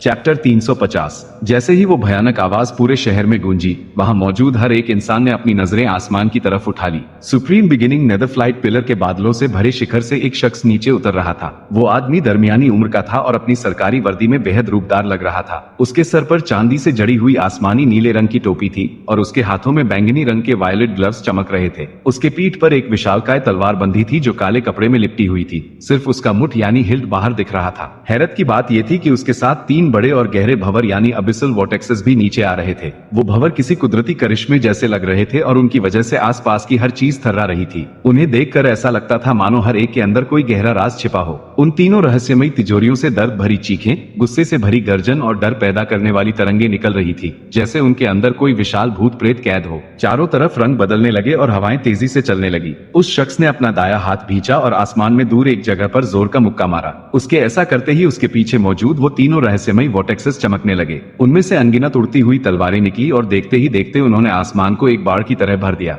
हर एक तलवार से इतनी खतरनाक ताक निकल रही थी कि लगता था वो आसमान को 2 टुकड़ों में चीर देगी। वो सब की सब एक ही दिशा में तेजी से जा रही थी। उसी वक्त आसमान में एक दहाड़ गूंजी और एक धुंधली सी आकृति सामने आई। अब तक वो शख्स छिपा हुआ था, लेकिन अब वो अपनी वाइब्रेशंस को दबा नहीं सका और उसे सबके सामने आना पड़ा। वो एक बेहद बदसूरत जानवर था। सच कहें तो वो एक विशाल कीड़े जैसा था जो 3000 मीटर लंबा था, जिस पर चमड़ी की कई परतें चढ़ी थी। वो चिपचिपाए तरल यानी विस्कस फ्लूइड से लथपथ था और उसमें से गंदी बदबू आ रही थी। उसके सर से 2 लंबे बाल या फीलर्स निकले हुए थे जिनके सिरे पर 2 सर थे, एक मर्द का और एक औरत का। उनकी चमड़ी हरी थी, आंखें लाल और चेहरे पर दरिंदगी थी। हैरानी की बात यह थी कि उस कीड़े की पूंछ पर भी एक सर था जो एक बूढ़े आदमी का था और वो लगातार काली धुंध उगल रहा था। जैसे ही वो धुंध फैली, वो विशाल कीड़ा बहुत तेजी से पीछे हटने लगा, लेकिन वो कीड़ा बहुत धीमा था। अनगिनत उड़ती हुई तलवारें नीचे आई और उसके घिनौने शरीर में धंस गई। उसका कोई भी बचाव काम नहीं आया। कुछ ही पलों में उन तलवारों ने उसके शरीर के चिथड़े चिथड़े कर दिए। सिर्फ वो तीनों सर किसी तरह बच गए और वो उस काली धुंध में भागने की कोशिश करने लगे, लेकिन उनका बच निकलना सिर्फ एक ख्वाब ही था। जब उस जानवर का भारी शरीर गिर गया